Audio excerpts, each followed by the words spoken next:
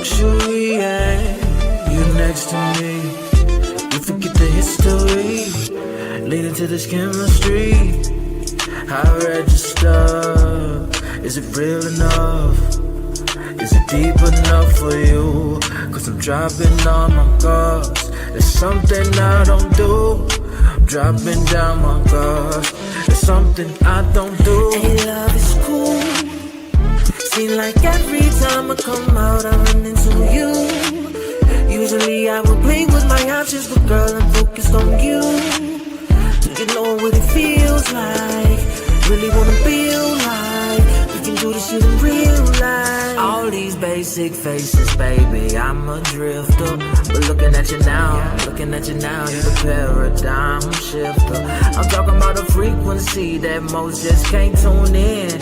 Girl, they out here playing games and we cosmic and mooning. But it's something about the way you hold the room without a word. Got me feeling things I usually see is so absurd. Been traveling the world seeing baddies and top models back up in the hills. But they all let their mind in, baby, and they only look for the thrill.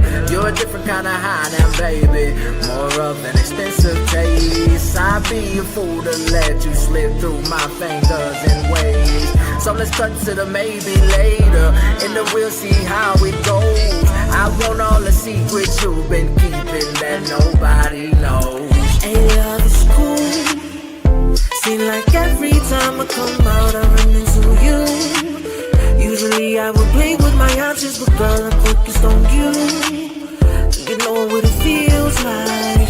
Really wanna feel like we can do this shit in real life. Don't make me wait for it. I usually get what I want, girl, I'll wait for this.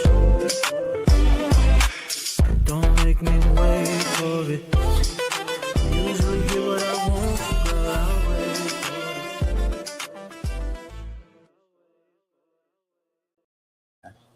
What's up? What's happening? What's cracking, everybody? Welcome to the Drinks and Discussion podcast, man. I'm your host, King Bot, KBNG, BAK. With me, as always, I got my man Primetime Naeem. Prime, what's up? Yo, what's goody? Also with me, as always, I got my man D. D, what's up? What's happening? All right. Everybody good? Everybody need to get something off their mental before we start? Nah? All right. For sure. Make sure y'all hop in that merch store. We got merch. Link is in the description below. Also, join the gang. Gang. That link is also in the description below. Join the gang. It's a cash prize at the end of the year that we give away. Shouts out, but you gotta be a member, not a subscriber, right? So you gotta be a member. You know what I'm saying? So that link is in the description below. Give you a chance to win some money at the end of the year. You know what I'm saying? A little Christmas treat for you. All right, we're gonna start it off. We coming in hot, man. Gucci Mane got robbed, man. You heard about it? Yeah, this one I did kind of. Wait, this is the Pooh Shiesty stuff. Yeah, this is the Pooh Shiesty. Yeah. So how do y'all feel about this? Because this is on its way to court. That means Gucci Mane will have to sit on the stand and point at Pooh Shiesty. And was it Big 30? Yeah, he's gonna have to point at. How do y'all feel about that? Let's go to our Atlanta correspondent. Yeah, you put it in the chat. I did. I was thinking more on the how stupid it was for him to personally be there while it happened. It was like he could have sent people to do that. He didn't have to be there. He got enough bread to make that shit happen. To be on the scene. I mean, I know you got a name and a rep, but you know what I'm saying? You're trying to get this money legally because that's legal money that they trying to recoup. Yeah. So you can't do the street shit. I think he testifies. I think he goes through with pointing out. At the bare minimum, I know they're gonna make sure they get his ass in court. Now, if he plead a fifth, that might be something different, but they're gonna definitely find a way to get his ass in court. All right. I mean, he called the cops. So I mean, I would assume he going. So does testifying? So we don't know if Gucci Mane called the cops. We know somebody called the cops, right? So does that strip him of his street cred? Does that strip Gucci Mane of his street cred if he gets in court and testifies? That's business. It's different. But it's still street shit though. Nah. It's street shit. I think Nigga rob you for some bricks, you just gotta take that L. I think or get it back in blood. Yeah, but that's drug money though. That's just not like okay. All right. It's laws that's gonna help make sure it doesn't look like it's supposed to be there. But I think personally, business and street are completely separate. And if you want some business stuff, you shouldn't be on that street shit. I think this is an OG realizing that these YNs are next level. It's hard to do business with people who just simply don't give a fuck. Yeah. And Pooh Shiesty is one of them people that don't give a fuck. Who really don't give a fuck. Yeah. Like, bro, you can't play with these YNs, bro. And apparently Gucci been doing, these weird, I think they had a list of like Gucci Mane's artists and all of them like ended up in like getting killed or in jail or something like that. Not to mention, man, these crazy contracts he got these people in. And like, you keep trying to screw people over, eventually you're going to screw over the wrong person. Yeah. Yeah. And, with these, because Pooh Shiesty, he's from Memphis, right? I thought he was from Chicago. I don't know where he's from. He might be from Chicago. You're right. Yeah, yeah. But these yeah. But you can't fuck around with these YNs, bro. Like especially like these are the type of people, bro, who pride. Oh, you Memphis. Memphis, yeah. Okay. So we know about Memphis. Now they do. They even kill their own people, bro. Yeah. They thug, man. Not Dolph. My bad. Dolph. Yeah, bro. Like these niggas is wild, bro. Like if you just listen to his music, bro. Like, what was he saying, bro? He was calling himself a snake, bro. You know what I mean? It's about who can be slimier. You know what I'm saying? Yeah. That's what he called. He's like, yo, bro. Like I'm ready. Okay. And that's what I'm saying. Like he didn't have to be there, even on some street shit. You know what I'm saying? You send out your hitters. You got money. You know what I'm saying? You the face, you the brand.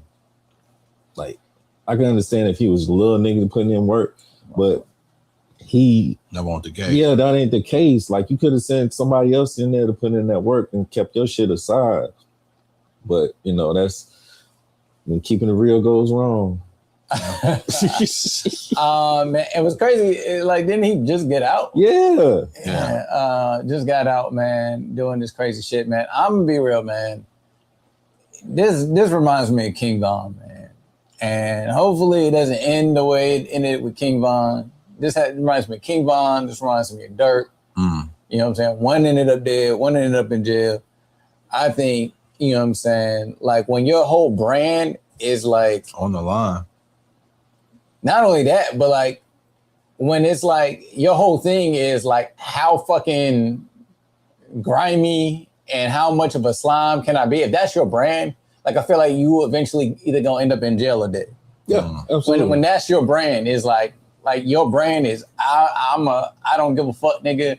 I will, you know what I'm saying? Like I will, you know what I'm saying? I'm delivering my own hits. Like not music. I'm saying like, you know what I mean? Like, you know what I mean? Like I'm carrying out my own work, type motherfucker just to prove, because like you said, he could have got someone else to do it, but he showed up just to prove like, yeah, I'm that type of person, bro. What did he say, man? He said his pops was his first co-defendant. Yeah. First co-defendant. Come on, man. That's just So you setting can up for failure. So you can see, bro, what kind Set the of kid up for failure. what kind of family he got, bro. What type of mode he on, man. So it's just like I look at this whole shit. Yeah, that was crazy. His pops involved. Like, yeah. Like he co-signed on this shit, bro. Bro, like, you know what I'm saying? You could have did, if you felt like some type of way as a dad, you definitely could have handled that shit. You and your homies, you know what I'm saying? Because if y'all in that life, you got peoples. Yeah. So that's crazy. Because the way especially since he just got out, you know what I'm saying? You protect the asset. You know what I'm saying? Yeah. So you got too much pride and ego. So, you know what I mean? So it looks like to me like there is no one out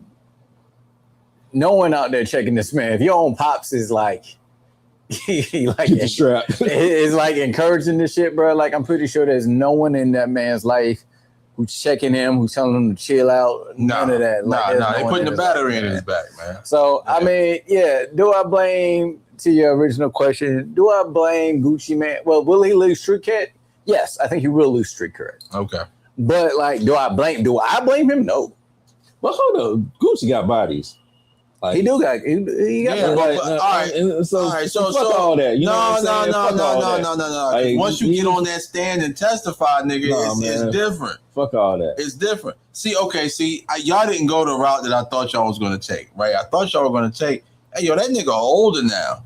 He in a whole different era of life, because that's the route I look at it. Yeah, that's what I'm saying. That's why he's going through the process I'm talking about. Like because he's too old to be doing this shit. If Ice Cube or Snoop Dogg took the stand, I wouldn't. Shit, hell yeah, they could do that shit. Yeah, you in a different era of life now.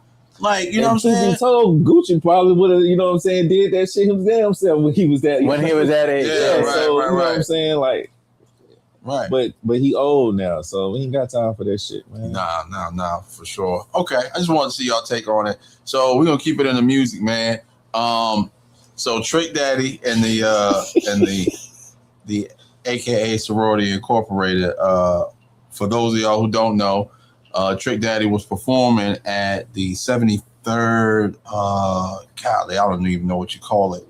But it was a big event. They had big 73rd regional event for the AKAs, and man, he got on that stage, man. And so apparently prior to, right, they booked Trick Daddy, right? They gave him everything. They gave him the rundown. They gave him the outfits that he could and couldn't wear, the music that he could and couldn't play. He got on that stage and said, fuck all that, and just went crazy.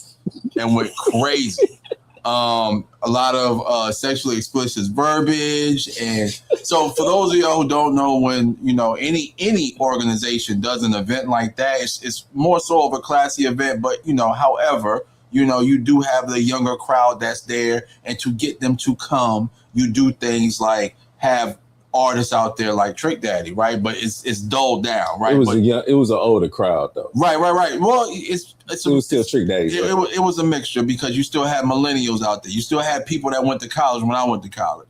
So they knew Trick Daddy. You know what I'm saying? They knew if they saw him at this particular event, it was going to be dulled down, but they still would like to have it gone, you know. So anyway, yeah, they got that nigga off stage real quick. Yeah, they ended that real quick, man. They had to put out, you know, a big apology to the whole organization and everything. And, you know, yeah, Trick Daddy was wilding. But how do you guys feel about artists having to dull their music now for these events? That's been going on ever since music got explicit. Yeah, they've been dulling it down, man. Mm-hmm. Bro, y'all remember those times where they would have these like crazy artists on All That or like Nickelodeon and stuff like that? Yeah. They would change up the lyrics. Yep.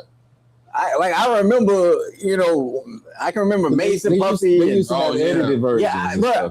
I remember Ice Cube was on there with a bunch of kids playing We Be Clubbing, but he changed it up. Yeah. Yeah, it's like regular. It was like, bro, like it's a whole song about going to the club, and shaking ass. But I can't remember what he changed the lyrics, but it was basically like kids pop type shit. You know what I'm saying? He changed the lyrics, but I remember him performing that. A bunch of like little kids all around him as he's performing this, for Nickelodeon. As he's performing We Be Clubbing. As he's performing Everybody We Be likes Clubbing. when a girl sings stuff. Yeah, Banking and bumping like there ain't Isn't nothing that wrong.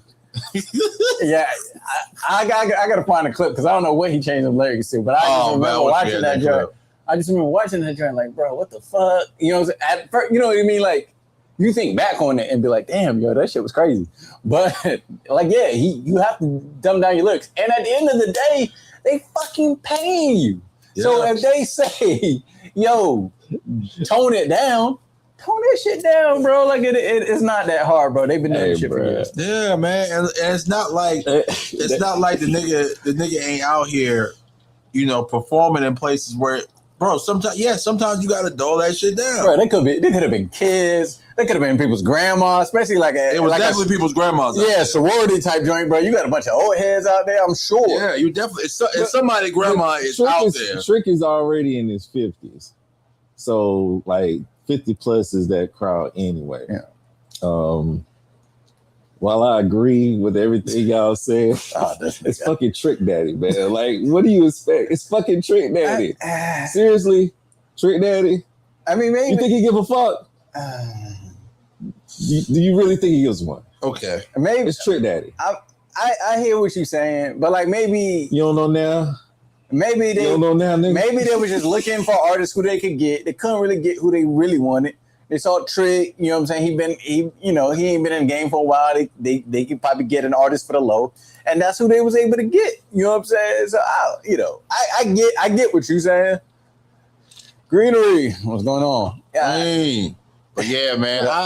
But like I've seen people do like they book these like artists that are not like really like family appropriate. Like it just happens all the time. Yeah, they had Juvenile at the Bembe Festival. That is a child event.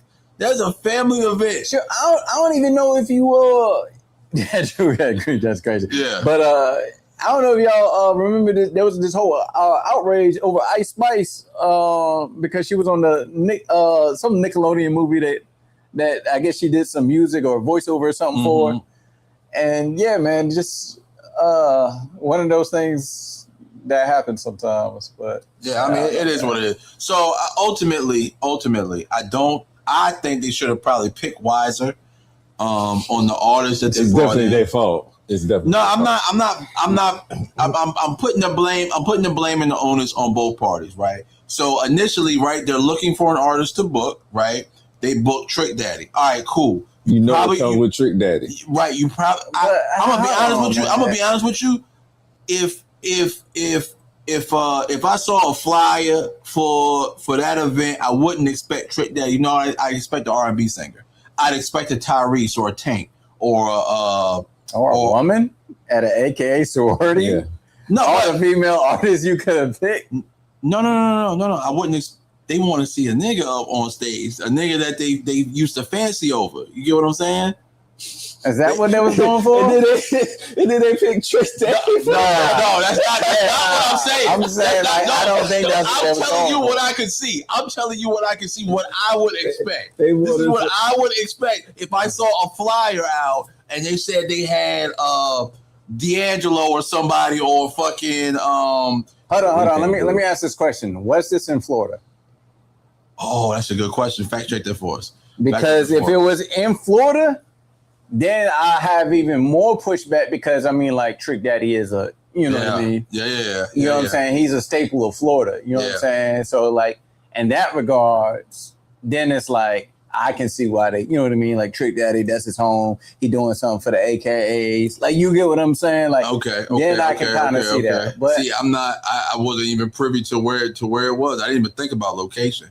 But even still, you know, Trick Daddy, how many shows are you booking now? Like, as a legacy act that you are, how many shows are you booking? You're not making new music. So how many shows are you booking right now? Bro, he probably not even booking that. Not solo. He's probably looking to get in with a group. It was in Atlanta. Nigga was on Love and Hip Hop. It was in Atlanta, I think. It makes it worse for real. Yeah, okay, for sure. Okay. For sure. But yeah, it was in Atlanta. It was in Damn. Atlanta. So like I said, it's not like Atlanta isn't privy to, you know what I'm saying, keeping the party lit. But hold on, my thing though, if they ran down the guidelines and he just ignored that shit. You get what I'm saying? Like It's Trick Daddy. It's some old He's that love. when he was there. Yeah. So I'm thinking of it like this because I actually heard his response. It was like, how the fuck these folks gonna tell me how to be Trick Daddy? So I did what I did. Man, look. Contract. Okay, but Contract is a contract. I hope they got their money back. That's all. Yeah, for sure, That's for all. sure. Oh, you know they got their money. You know how many lawyers they got? They probably got 4 or 5 to do a pro bono. Yeah. They probably sue the fuck out of that nigga, yo. The sorority might be lawyers. But think about it from this angle. If you Trick Daddy, like that's kind of fucking up your money. Think about it. It is. Trick straight, bro. Nah, you can always have more money, bro. If you these artists, bro, you can always have more. Trust me, bro. Trick. What's that nigga? Fucking what you call net? What? What? His net worth. Oh, what is his net worth? Yeah, bro. I don't know what you was mentioning for. Yeah, nah. I wonder what is his net worth. And see, they ain't even got it. Nah, he. I promise you, he ain't bringing in like bank like that. He ain't worried about that shit. Nah, you always worried about money, bro. No, I don't know anyone who's like, bro, like I'm good on money. I know 100 millionaires who like, nah, let me get some more money. Yeah. But these are rappers, sure. bro, the most flashiest motherfuckers ever. And you thinking this nigga's like, nah, I'm good on the cake. Like, you know what I'm saying? Like, he just talked about a nigga running up and tying and robbing up somebody. You know what I'm saying? Like, these rappers do what the fuck they want to do. But he did. He don't give a fuck. He said it himself. Shiesty did that because for the money, he was trying to get out the contract. It was all about money. What I'm saying is, rappers are privy to doing dumb shit. But that's what I'm saying. That is dumb shit. He fucked up his money. It's not that he didn't care about the money. I'm not disagreeing with that point. It's not that he didn't care about the money. He was just so stupid that he fucked up the money without knowing he fucked up the money. Because now it's like, come on now. He thought they were gonna let him slide. Let's be real now. If he's still touring, that means he's been touring for a long time. He knows what he can do and what he can't get away with. That's what I'm saying. No, okay. All right. So let me. Instance, the reason why he did what he did is because he didn't give a fuck. It's not like this would. We would have heard about him doing this type of behavior before if this was his MO. Let me school you to legacy acts, sir. Legacy acts only come out 2 times a year, and I'm gonna tell you why. Legacy acts come out for special events such as this, and they come out for bigger concerts or festivals, right? They are place fillers. Normally, legacy acts, right, are the small print or the medium print. They're never the big print, sir. Yeah. They're never the big print. You and I went to Dreamville. All the legacy acts that we saw at Dreamville, if you saw the flyer for Dreamville, they were either medium print or small print. They weren't the big print. Wale was medium print. Mm-hmm. And Wale is not a legacy act yet. That nigga's still making music. Listen, you know, I've been to some of these legacy act shows. Yeah. And it don't be packed, bro. They have a niche audience and they'll make some money. Yeah. But they ain't not packing stadiums, man. Yeah. Like it was. I've even gone to festivals outside of North Carolina, right? So Governor's Ball, for instance. Governor's Ball is normally all legacy acts, right? Well, they used to be. They fell off in the past couple of years. I looked at the lineup, man. It's been trash. But the year I went, it was legacy acts that I wanted to see, and I was able to get up front on like the gate to see these acts. That's unheard of for the bigger names. And we talking about Trick Daddy. Yeah. I'm not running across the field to see Trick Daddy. He got a handful of songs that people know, bro. It's not like a legacy act. Because I went to a legacy act. What was it? Fucking Drew Hill. And it won't even pack like that. So I can only imagine Trick Daddy. You know what I'm saying? Mm-hmm. Like he has a very niche audience. And that's why I say He didn't care in that moment. I agree with you there. He didn't care in that moment. Yeah. But he gonna care later. Yeah. Because when you Trick Daddy, you a legacy act. You ain't have a hit song in over 20 years. Yeah. You're gonna look back and be like, damn, I need some bread. And there's only so many people looking to book Trick Daddy. You know what I'm saying? They booked you because you was affordable. That's when I see this shit, I'm like, they booked you because you was affordable. Yeah. You know what I'm saying? Like they didn't want Trick Daddy. To your point, there was better picks. They couldn't afford him. That's why they picked Trick Daddy. That's funny as hell, man. You do what you can. You know what I'm saying? Do what you can, man. It was like, All right. Yeah. All right, moving right along. So we fresh off the heels of Tyrese and Tank, right? So I finally went ahead and watched that joint. Okay, all right, cool. All right, so Did you read the? Yeah. We had said it already. Okay. We had said that one already. So we were talking about Tyrese and Tank and who had the better verses, right? Mm-hmm. And then we were talking about performance and we were talking about song selection, right? So who do you feel is untouchable on that versus stage? Like they're gonna do the song selection right, and they're gonna do the performance right. Are we using like?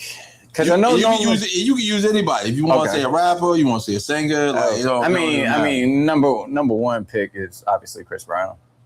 Okay. That would be number one. Okay. As far as like performance and hit songs. Yeah. I'm not mad at that. Shit, man. I would say R. Kelly if he was available. You say Kels? Yeah, Kels. Yeah. I mean, Kels available to do shows. You know what? They never mind. They could stream it. That's how he's doing his shows. Yeah. Straight from Butler. Straight from Butler. I got Kels. You got R. Kelly? Yeah. Okay. All right. Damn. Prom took mine, so I mean, because I was definitely gonna say Chris. Chris for sure. I've seen him perform a few times, and performance wise, he's definitely top tier. Yeah. I say on the rappers end, I say Luda. I think Luda's untouchable. Luda did a versus. He did. Yeah, with Nelly. You don't remember that? Oh shit, I don't remember that. Was that during COVID? Yeah, it was during COVID. That's a long time ago. Nelly's Wi-Fi was fucking up. Oh shit. Yeah, Luda won, but it was a turtleneck. Yeah, that shit was funny. Yeah, Luda won the verses, but I felt like it was kind of uneven because Nelly's internet was fucking up. Yeah. I'm talking about the stage though. Yeah, that you talking about on the stage? Yeah, you put them both on the stage together. Yeah, I mean, I don't know too many artists that are going up against Luda that are surviving the night. Mm-hmm. Maybe if we're talking singer wise, and she's already done one, and they did an awesome one too. I think DMX would have Jill Scott. Killed it if he was still alive. Yeah. Like, as far as on stage. Yeah. Oh my God. Yeah. Oh, that would have been nasty. Yeah. Oh, if he would have did Crime Story, I would have lost my shit. I probably would have broke the TV, bro. I'd have broke the TV, yo. Shit, stay hot. But X did one with Snoop. X did do one with Snoop. Fuck, he did. But they weren't performing it like they were with this one. They won't. Yeah, I remember that. That was in the early stages. I ain't gonna lie, bro. That one with DMX was having me hype, bro. That joint I was hype on that one. As far as performer, damn, I fucking. Because I've actually seen X perform a couple of times. That shit is amazing. That nigga get busy. Yeah. I saw him when younger years. Yeah, he was climbing all over shit. Yeah. Yeah, no, that was. Did the Georgia Dome, bro. Yeah. But I guess now that I think about it, like if we talking versus, we're talking about primes, people's primes versus like where they at now. I mean, obviously DMX passed, but you know what I'm saying, like. The DMX before he passed was kind of, it wasn't DMX. DMX. Hell no. But yeah, like I feel like Luda could still like go out there and kill it if he had the stage and all that other stuff. Well, I mean, shoot. So who do you think will win between Luda and X? X. And X's prime? Yeah, okay, we're talking about just the prime. overall music. Like, take. Oh, no, DMX. Yeah, X. DMX, bro. Hey, you talking about live? Yeah. Yeah, X, bro. And it's live in his prime, X, definitely. All he gotta do is go. Yeah, And the crowd go nuts, bro. Fucking nuts. You know what I'm saying? Because you saw the Lox versus Dipset, John. You know what I'm saying? And it was like, and it really showed. I ain't gonna lie to you. It really showed how corny Dipset was. Cause them niggas, all right, don't get me wrong. It showed a lot of things. Don't get me wrong. It's only a handful of niggas who have ever touched Dipset that could rap. The only one who got some real burn that could rap was Jewels, because you missing J.R. Writer, you missing the other ugly nigga with the bifocals. Like, them niggas could rap, but they would never put them niggas on the forefront because them niggas weren't marketable. Mm-hmm. Them niggas weren't marketable, yo. You know what I'm saying? Even it's crazy that 50 Cent even knew how to market the light skinned rapper. Oh. You saw Lloyd Banks. Yeah. Lloyd Banks had a run.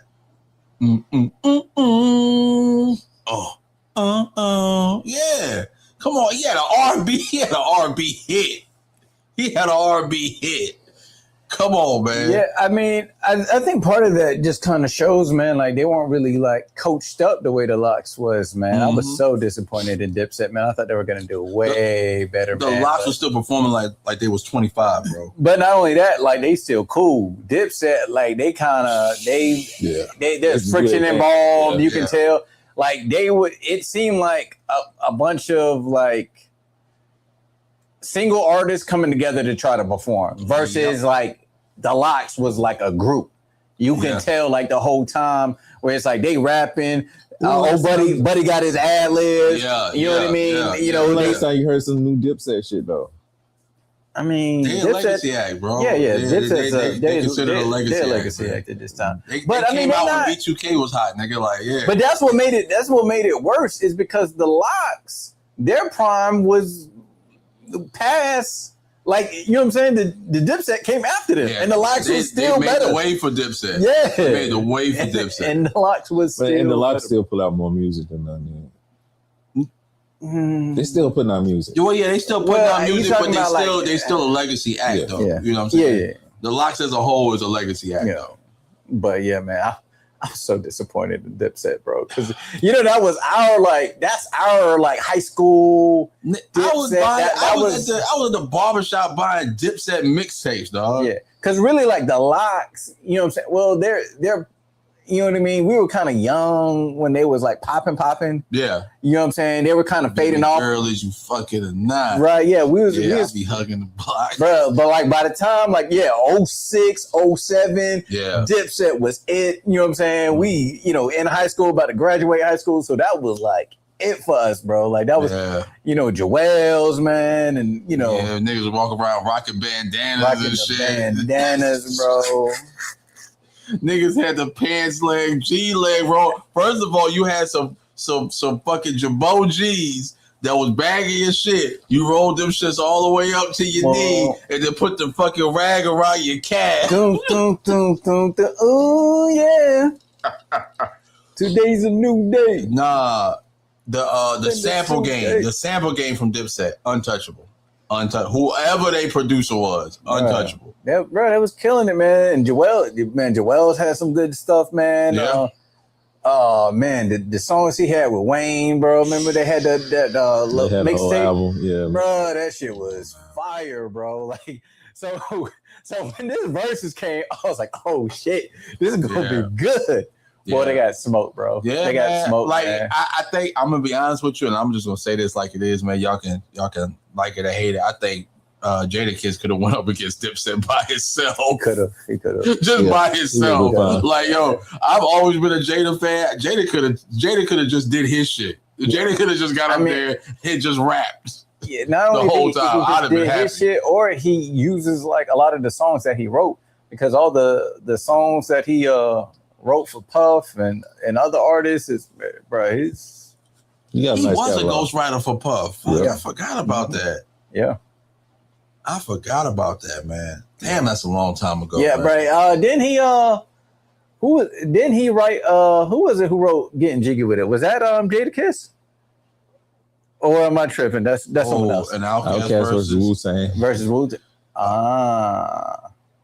Okay. Wu-Tang is too deep. Jada Moss. No, it wasn't Jada. I think Nas wrote "Getting Jiggy with It," but Getting jiggy with it. yeah. No. Yeah, Nas wrote that. Nas wrote that shit. Yeah, wrote it for Will, Big Willie. But yeah, Jada's pen is crazy. Yeah, man. All right. So Kanye drops the Bully album. Anybody heard it?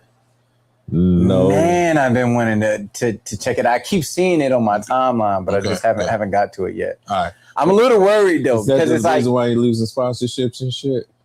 I don't know. I haven't heard it. does he have any sponsors left at this point? Yeah. I mean, you know what I'm saying? He was supposed to be like performing at some event or whatever, and some sponsors for that event pulled out. They pulled out because he was. Yeah, when they found out he was performing. Okay, yeah. I mean, yeah, I can see that, but him like losing sponsors, you gotta have sponsors to lose them, bro. Like, I mean, this dude was the biggest goddamn. What he was saying about Hitler and. Yo, what did he say?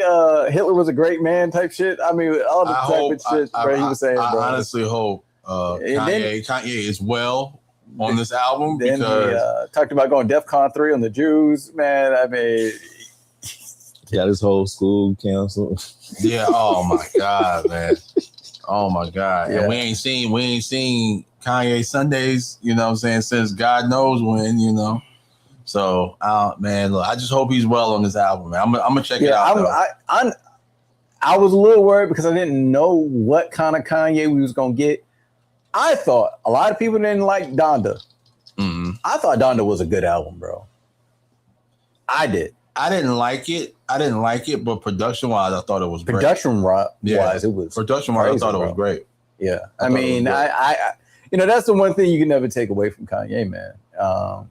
He the production's gonna be crazy. Yeah. You know what I'm saying? Maybe he need Drake to put his pen to it again, get him back in the.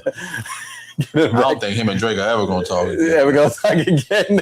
Nah, he's done. He's done with that guy. Yeah, he's done with that guy, man. He said, Shit, I would have been done with Kanye after my first my first real budget music video. Like, yo, that was it. Baby, you my everything. Yeah. You know, Kanye did that video. That shit was trash, yo. That was trash. And that was the age of videos. That was the age of you could have done so much better. You could have got Hype to do it. You could have got what was it? Betty Boom. Why did one of them cats. Kanye to do that anyway? You just getting on. Kanye pull you to the side. Yo, I love your single, man. I want to do the video for it, man. I want to come up with the treatment for the video for it. You gonna say no? You gonna tell Kanye no? That means you'll never get a Kanye beat ever in life. Think about it. And you know what comes with Kanye? Well, we didn't know what came with Kanye at that time. At that time, we did not know what came with Kanye. You know? I'm gonna check out the album. I'm not really excited to listen to it, but personally, I like Donda. I'm a huge Kanye fan. I think he had arguably one of the best 3 album runs that we've ever seen. I gave you that.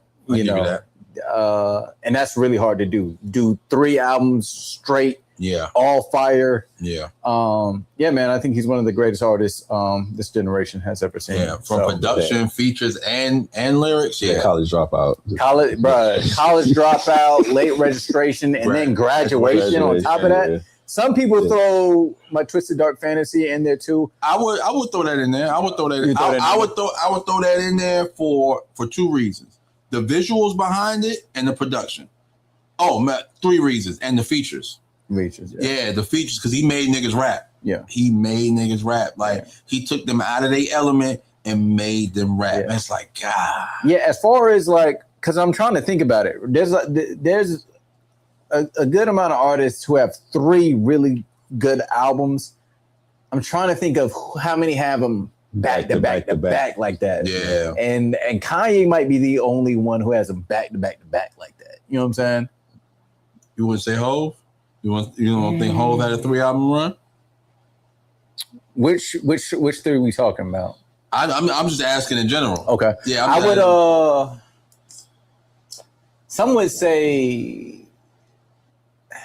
I go back and forth. Views had crazy sales. Okay. But I don't put Views as I don't put Views on that level. You know what I'm saying? Because there was Nothing Was the Same. What was the one before that? Take Care, Nothing Was the Same. And then he had Views, Drake. He had that 3-album run. Now Views did crazy numbers, but Views, I don't really put that. I don't like, you know what I'm saying? Like, I wouldn't say that's the same as late registration, college dropout, graduation. You know what I'm saying? Like, I don't see that as that. But I mean, maybe Hov. I don't know. Is there any three that you can think of? Not offhand. Bro, that's tough, bro. It is. To do 3 like back to back. So I mean, I get that to Kanye, bro. That's amazing work, man. That's wild, man. Yeah. That's wild. All right, enough about music. Let's talk about sports. NCAA wrap-up. What y'all brackets looking like? What y'all brackets look like? I know he definitely don't want to. Yeah, who won our bracket, bro? I stopped looking. Slim. Oh, he did. Slim won. Oh, shout out to Slim, man. Yeah, there was someone else in our group. I guess I should have made it password protected, but some random person came in there and they picked Michigan. So, oh man, which is crazy because they was at the bottom like the whole time. Yeah. Then they shot up. And then they shot up once. Duke lost. Damn, so I'm last. you dead last, bro. Yeah, man. I definitely thought Arizona was gonna pull it out this year, man. I thought it was disappointed, man. I was disappointed. But overall, great March Madness. You did good. I think you was second. Yeah. I know. I guess I was right behind Slim. Yeah. So I had to be second in y'all's. So I did another one on the betting app, so you can do it for free and win money. So I want a couple dollars off of that. I did pretty good on that one because I did pick Michigan for that one. So I did pretty good on that one too. Yeah, I do pretty good when it come to March Madness, yo. So it's funny. I used to set up the brackets at my old job, you do the brackets, in the office or whatever. And I always used to, because we do first, second, and third place, and we do the women's and the men's. So it's like I always hit at one of them 3 places on both brackets. And you're cheating. How am I cheating? And they're playing the game. Like, tell me how I'm cheating. The brackets are locked. We can't change them once we put them in. Tell me how I'm cheating. I don't know, man. I just always thought that was funny. But I didn't want to stay on that too long. All right. See, I got on the Michigan colors today. I see that. Yeah, I told him his shirt looked new. Yeah. I said, it's a new shirt. He said, new colors. I got them colors. I've been telling y'all I got different colors of this shit. Okay. I ain't gonna lie real quick though. Fuck UConn, man. I hate them. I'm low key pissed. Elliot Cadeau was with UNC, goes to fucking Michigan, balls his ass off, bro. Where was this? Where was this the last 2 years he was playing for us? We was getting first round knockouts when he was playing with us. Yeah. I'm watching him. He was playing one team. He doing step back threes, swishing it. I'm like, Jersey make you ass. Back to back. Culture different. The NIL money different. The NIL money different. I was like, bro, what is this nigga? The NIL money different. And he was the lead scorer in the finals too. NIL money different over there. They different over there. He touching paper. I was like, God damn, bro. Paper. He was like a number 3 option at best when he was with us. You get over there, bro. Should have been number 1. Should have been number 1. All right. Stop making excuses for Hubert Davis. Hey. We not don't start that shit today. Don't start that shit today. All right. So fellas, I want to ask y'all, man, how soon is too soon to invite her over? It's never too soon. Oh shit. All right. So all right. See y'all dapping up, and I'm talking about something totally different. I'm about to say, we gonna have to be serious about this. We definitely gotta be serious. We definitely gotta be serious. All right, yeah. So let's say, all right. So for safety reasons, fellas, because the increase in women setting up men in the news stories that I'm seeing on the internet across the nation is crazy. Like niggas is, all right, boom, you go out on a date, y'all might have met up, at the spot, but you just follow me to the crib, and she texting the niggas to come in and rob you. You know, or you know, she getting good with you. You know what I'm saying? She just scoped the place out already. She the scope her outer. You know what I'm saying? You done bomb. You know what I'm saying? Oh, I'm about to go. Oh no, you can stay. Yeah, then she let niggas in your crib while you sleep. What you doing? Oh, I'm going up and get some water. Next thing you know, your front door open, AR in your face. You know what I'm saying? So when it's too soon to invite her over? What kind of hood rap bros you biscuit head bros you dealing with? You gotta worry about getting robbed. That's hey, look, bro. I'm gonna be honest with you. I don't put it past nobody. I don't care who you are. I don't care who you are. I get it. I don't, but it's like you should be dealing with the caliber of female that you feel like she about to pull the strap on you. That's all I'm saying. I got pushback though on that. Okay. How do you even really know her caliber? That's what he's asking. That's exactly what I'm asking. Too soon. It's too soon. It's too soon. It's so too you don't soon. really know her caliber, really. Yeah. All you know is she got a fat ass and she's saying the right things. Yeah. I got a story for y'all. Oh shit. So, right, I don't really do one night stands like that because I had an incident where I don't know about this. Hold on. Listen to what I'm saying. At least not locally. Okay. Not locally. Okay. Am I doing one night stands? Okay. Because I had one, and I ain't gonna lie, man, I felt hella uncomfortable, bro. I said, "Who is this girl in my bed?" And she was snoring too. She was knocked the fuck out. Wait, what was it like? The cute little panda snore? No. Or was it like grown man chop pepperwood shit? It was grown man. Oh man. And like, but all cute girls snore though, man. I mean, that wasn't my problem, but Go ahead, man. I'm being facetious. But I think my thing was, bro, like I was like, who is this girl and why? Like, I don't know this girl. I stayed up the entire night, bro. Mind you, I'm like kind of drunk. You know how uncomfortable that night was? Staying up, I'm trying to stay up, make sure she ain't getting up and going through this shit. Staying up. Tired and you like but I stayed up, man, because I was kind of paranoid, man. I was like, bro, I don't know what this girl's gonna do. We've all been there before. Yeah, man, and so it was like a little unnerving, bro. And I know it's like, yeah, we the men, so we should feel kind of safe. But to your point, she can let some other niggas in, and yeah, you know what I'm saying. So it's like, yeah, I went through that, and I was like, man, this is like it's uncomfortable. You know what I'm saying? Why was she sleeping in your bed though? You should have sent her home. I mean, it wasn't. Fair. He want to be an asshole. He was drinking. She was drinking. She was drinking. We was. Cafe. She had a car though. I mean, she drove over there, but I mean, So okay. But yeah, that was the thing. We did the thing. She passed out, and she was kind of drunk. So it was like. All right, so look, listen. Because we're doing story time for this one. I didn't want to stay on this long, but it's good that we are because we early on time. All right, so me and my homeboy, we go out, right? I drive to his crib, but we end up, when we go out to the spot, we get fucked up, right? So he meets this girl in the joint. So he said that he had seen her around before, this and that, blah blah blah. I said, all right, well look, man, it's your spot, nigga. Like, you know what I'm saying? Like, as long as I'm cool on the couch, I'm cool, because I am not cool to drive home, So I'm on the couch, I'm chilling, I'm playing Xbox, on the other side of the house, right? So I want to say it's like 6 a.m. at this point, right? I'm still up because I was dogging that game. I don't know, man. Look, I had my cookout tray and I was playing the game. That's all I knew.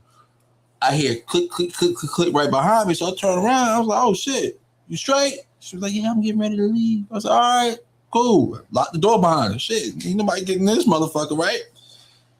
My man's woke up livid. I'm talking about punching holes in walls and everything. Shorty took his whole wallet.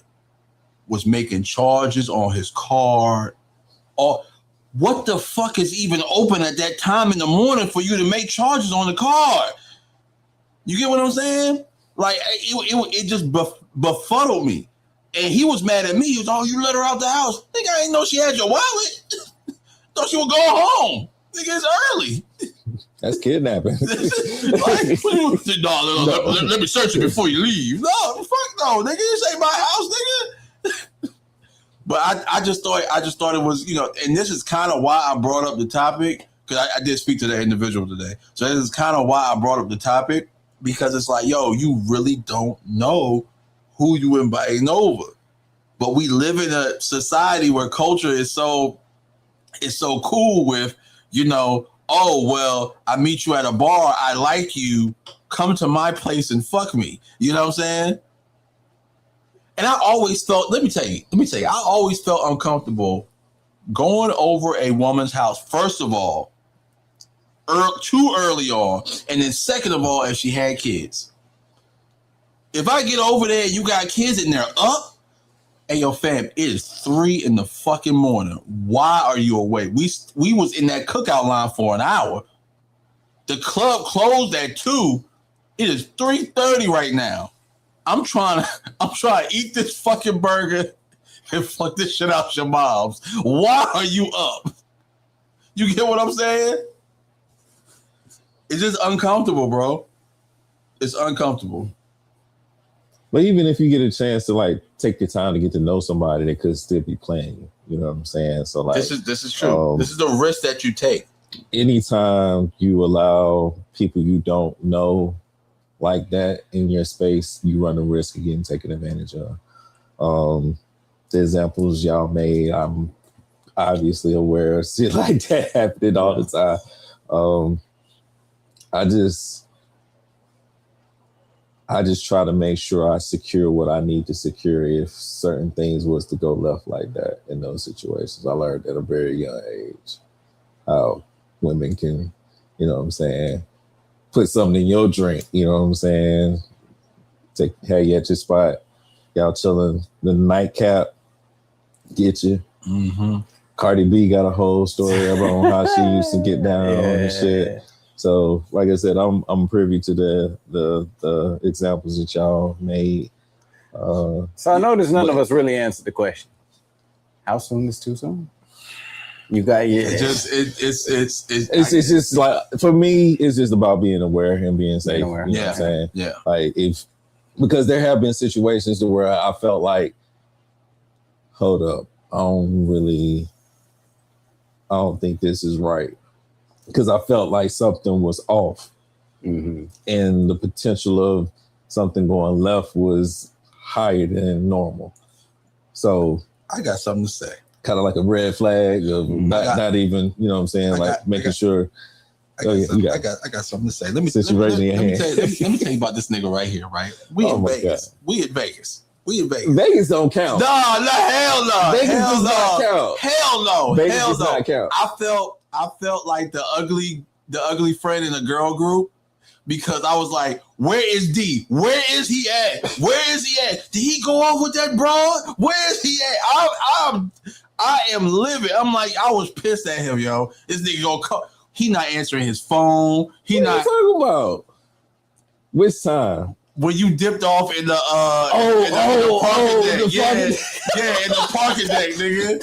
In the parking deck. And we were looking for you. I said, yo, I cannot go back to Durham without this nigga, yo. Where is he at, yo? I was pissed, yo.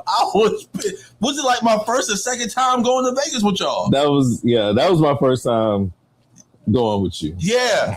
So it was my first time going. So I don't know the Vegas culture at this point, right? I'm early, right? So I went that May, right? But like I would do all the tourist stuff because I know they not doing that, right? So I was like, boom, go in May, do all the tourists. June come around, I'm back in Vegas, right? And like, yo, fam, I'm like, all right, yeah, we came together, we leave together, It disappeared. I said, yo, what the fuck is happening? Disappear. You knew where I was. I had no idea where you were, sir. I was drunk. I had no idea where you were. Because I helped you look for the car. I didn't help you look for shit. Oh, he went with us? I was with y'all. I know you was with me. Yeah, I wasn't with you. Me, you dipped off. Me and Bot were just like, all right, we out. Yeah, because I got tired of walking. So I was supposed to be right there. So, you know, with the group of guys, right? Some people dip off during the day, right? They go to the weed shops and all that. You know what I'm saying? Boom, boom, boom. Drive around the city and slingbacks and whatever. Boom, boom, boom. Having fun. All right, cool. All right, but when nighttime come and we come to a pot together, you know, I got my eyes out on watching everybody. Like, all right, you here. All right, when it's time to go, I'm rounding niggas up. All right, we leaving. Yeah, this nigga is gonna dip off in the parking deck. Fucking crazy, man. Look, whatever red flags that you had was not alert at that point in time. I wasn't worried about none of that. I was straight. What happens in Vegas stays in Vegas. The flags were not up. Yeah, it was no. All right, moving along. All right, so before. I'll get lost easy. Y'all know me now. Oh my God, get distracted. So if you meet a woman, right, and she's been intimate with you a few times, right, and then she invites you over, right, and then says, "Oh no, I wouldn't like to be intimate anymore. I'm saving it for God. I'm saving it for marriage." What's your next step? Okay. Okay, what? That okay comes with a caveat. I know it comes with a caveat. I would tell her she doesn't have to call me God.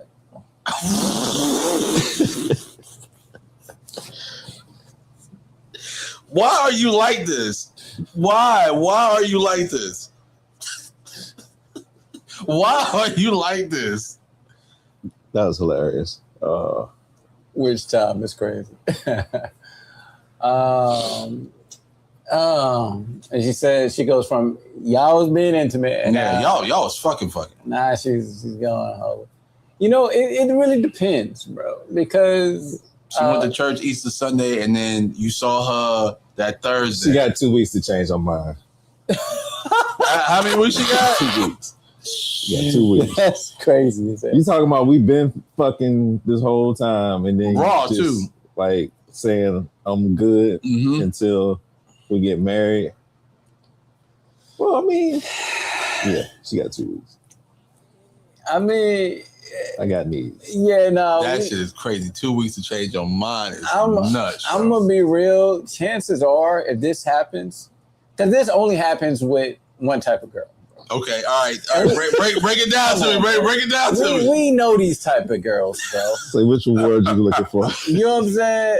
Go ahead, give me. Come on, because we gonna keep it peak. Like, you know what I'm saying? Like, here's the thing, bro. I keep it peak. All right, I'm listening. Only one type of girl goes from slobbing the knob to being saved overnight, bro. There's only one type of girl who's like that. And that's the neighborhood hoe. So if she's coming to you like this, bro, you already know what type of chick it is, bro. So to me, man, like she was like, I'm done with you. Cause you already know why I was dealing with you in the first place. You know what I mean? I read the reviews. I looked on Yelp, and that's why I'm here. You know what I'm saying? Well, no, this supposed to be your girl though, so no. Come on. Wait. I never said it. Oh shit, fuck her. Nah, that's what I'm saying. Because if it's your girl not doing you like this, bro. If your girl is doing you like this, that's why I see. It's a conversation. Yeah, you got 2 weeks. You saving it for God? Okay, well, we got to talk about this. we got to talk about this. All right, because she not coming to me like, oh, I'm saving it. No. There got to be. I'm thinking for God, or she got to come. She got to come to me. She got to come to me saying, I'm thinking about it. Okay. No. What if your girl if she come to me like straight up, I'm saving it for. bro, I'm She like, fucking somebody else. yeah, something else going on. No, it could mean she want a ring. It could mean she don't want to be your girl anymore. She ready to be your wife. Well, that's why I was mentioning, you know what I'm saying, the relationship aspect. Right. Because I can understand that concept of her just saying, you know what, I'm tired of, we've been doing this for a really long time. I've expressed before that I would like to be a wife. I want to get married, you know what I'm saying? And you are waiting too long to make a move. So that can be a manipulation play. I would still that she can pull, you know what I'm saying? Yeah, I say I don't like that though. I don't just like you said. You said, I had to mention the manipulation. It is manipulation, bro, and that's kind of there's a word for it, but it's like when you use sex as a weapon. Mm-hmm. Like that's essentially like if it's to get a ring, that's one thing. If it's like legit like spiritual awakening, that's a whole nother thing. Yeah. You know what I'm saying? Yeah. Because it's like, okay, I can't be mad at you for trying to get closer to God. But if you're trying to like get something out of me and like withhold like that pressure to marry withhold you. sex, that's like me saying, look, I ain't paying for no more dates. Or you know what I'm saying? Or you get what I'm saying? It's like I'm not gonna withhold. What's up with this 2 weeks, bro? 2 weeks. What's up with this 2 no, weeks? If she's withholding sex, to get a ring, I'm probably just gonna be like, this ain't gonna work. I'm gonna be real with you. Like this ain't gonna work. Because one, the fact that you ain't giving it up ain't gonna work for me. The other fact is you're manipulating me. So that's another thing. So it's like now you're just making yourself more undesirable as this conversation goes on. But if you stop talking, But if you telling me like this is like truly like for like spiritual reasons, I will respect that. We'll have to have some conversation. It's going to be a conversation. It's going to be a conversation for sure. Because it's like I got to know like where we at in our relationship. Is marriage down the road? Like let's say I say it like this: if it's truly for God, but I already have thoughts of marrying this woman, I'll give it 6 months. If I'm like, damn, like I really like this chick. Yeah, I'll give it 6 months. But let me throw this basically to pop the question, because once we get married, I know we're gonna be, you know what I'm saying? Okay, I give it 6 months for me to pop. Let me throw this in there real quick, because I feel like if you're truly committed and devoted to taking on religion on that level, like you're serious about it, at some point in time, there should have been some kind of conversation or some kind of something that will let you know that they're leaning in that direction of, being serious. I don't see somebody just going to church on one Sunday out the blue, and out the blue. They ain't been in some years, and then just saying, okay. It would make more sense if we were having conversations about God and religion. We went to church together, right. And then there had to be something connected.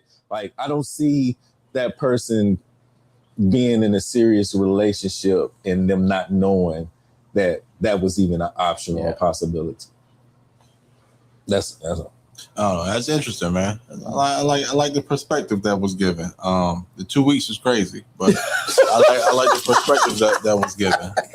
Okay, look at with the 2 weeks, bro. Like you said 6 months. All right. But seriously, like I would. The dude is like, nah, you can't just quit. You got to put in your 2 week notice, and you gotta work your whole 2 weeks. You gotta work your whole 2 weeks. All 80 hours, baby. All 80 hours. Shit. What you about to say, bro? I don't know, man. Okay, all right. We can get out of here, man. That was funny. All right. Fellas, man, let's talk about it. It's about us, man. Why we can't never escape our past, man? Why are okay, let me put it like this. I was in a function one time. I didn't remember the girl. I didn't remember the girl. And I'm talking to a friend, right? We have a great conversation. talking about life,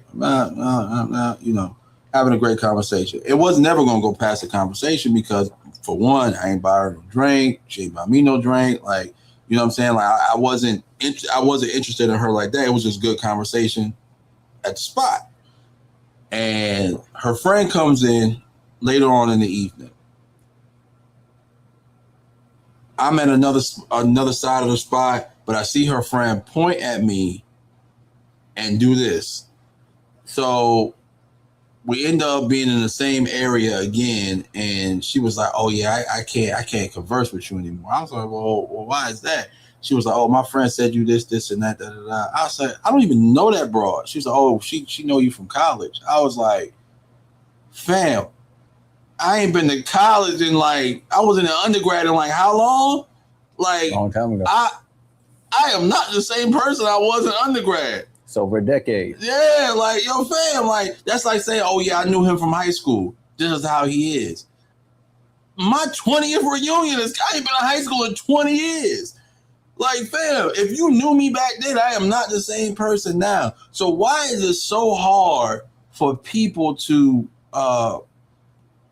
negate what you did in the past? It's like a time capsule, right? It's like if somebody knew you in a certain area, somebody knew you in 2010, and you was a fuck nigga in 2010, you gonna be a fuck nigga for the rest of your life. Like, fam, what the fuck? You know what I'm saying? Like, yeah, I am a reformed fuck boy. But however, comma, you know what I'm saying? Like, reform is the key word. Reform is the key word. Yeah, I did fuck shit. Everybody does fuck shit. Everybody does fuck shit. At some point in time in life, everybody does fuck shit. And you can't say you did. If you say you didn't, I'm going to call you a liar. And then I'm going to ask 20 people that know you, and I guarantee you I get 5 stories of fuck shit. You know what I'm saying? Like, you did some fuck shit in your life. You know what I'm saying? Like, something happened to where you either wronged somebody, to where you either did somebody dirty, to where you either, you know what I'm saying? Like, something unfavorable happened, right? And you were on the wrong end of that unfavorableness. You know, I won't say wrong. I take that back. Maybe you didn't wrong anybody. You were on the wrong side of unfavorableness in a situation. Fam, do you think they should hold that over your head your whole life? Fuck no. I know that's happened to you. I know that's happened to you before. You know what I'm saying? And the fact that, do we really escape our past is what I'm asking. Do you think you escape your past? I think I escaped my past in the instance of me. Because I don't give a fuck about what people think about me. Niggas could suck a dick. Suck a bag of baby dicks for all I care. I'm still going to be me at the end of the day. Niggas will talk about me, niggas do whatever. You know what I'm saying? But I'm a different kind of guy. But I want to ask y'all, you know. Well, for me, my past is kind of like night and day. So a lot of people are like shocked. Now, I got my shit together and I'm doing the things that I'm doing because I used to be a knucklehead. Used to didn't give a fuck, you know what I'm saying? Knucklehead. Yeah. I'm OG, bro. I was a knucklehead. But they see the growth, so I get more compliments and more respect. I think because I'm doing better and it's obvious. You know what I'm saying? But yeah, people always remind me of, all the dumb shit I used to do and say I'm still me. You know what I'm saying? But I'm an adult. People grow up. You know what I'm saying? You can still be yourself, but at some point in time, you do eventually grow up. Fact. Doesn't mean you don't make bad decisions anymore, but you're an adult. Right. So, but yeah, I can't escape my past, but I'm proud of what I've been through because of what you see here. Okay. Yeah, they say if you ever reach success or make a big change, you should move. Ooh. Because that was my next follow-up. I hate you because, like, man, why are you like this? Why are you like this? Yeah, because, and that's the sad part, man. People will always see you for the old you. for whatever reason, man. Is it fair? No, it's not fair. I think one, everyone should have a path to redemption. You know what I'm saying? Also, it's like, how long are we gonna hold shit against people? I was gonna say the fact moving matters. Yeah. Because as long as you're grounded in that one area, you're gonna be in that one area. Yeah. And people that know you are gonna talk about you. So that stigma of what they knew about you at one point in time is always gonna be there because you never left. And most of the time, if you ain't leave the environment, chances are you don't change. Yeah. People have that mindset. Yeah. That. So my bad, but I just want to throw it in there. Yeah, I mean, here's what I will say. It is kind of rare that people make drastic changes, right? Now, everyone grows, right? Mm-hmm. But it is kind of rare that people make drastic changes. But I think you have to give people grace. You know what I'm saying? Like, so for her or girl to be like, nah, don't talk to him because of some shit so long ago. She can be like, hey, this is who he was back then, which I still think is kind of.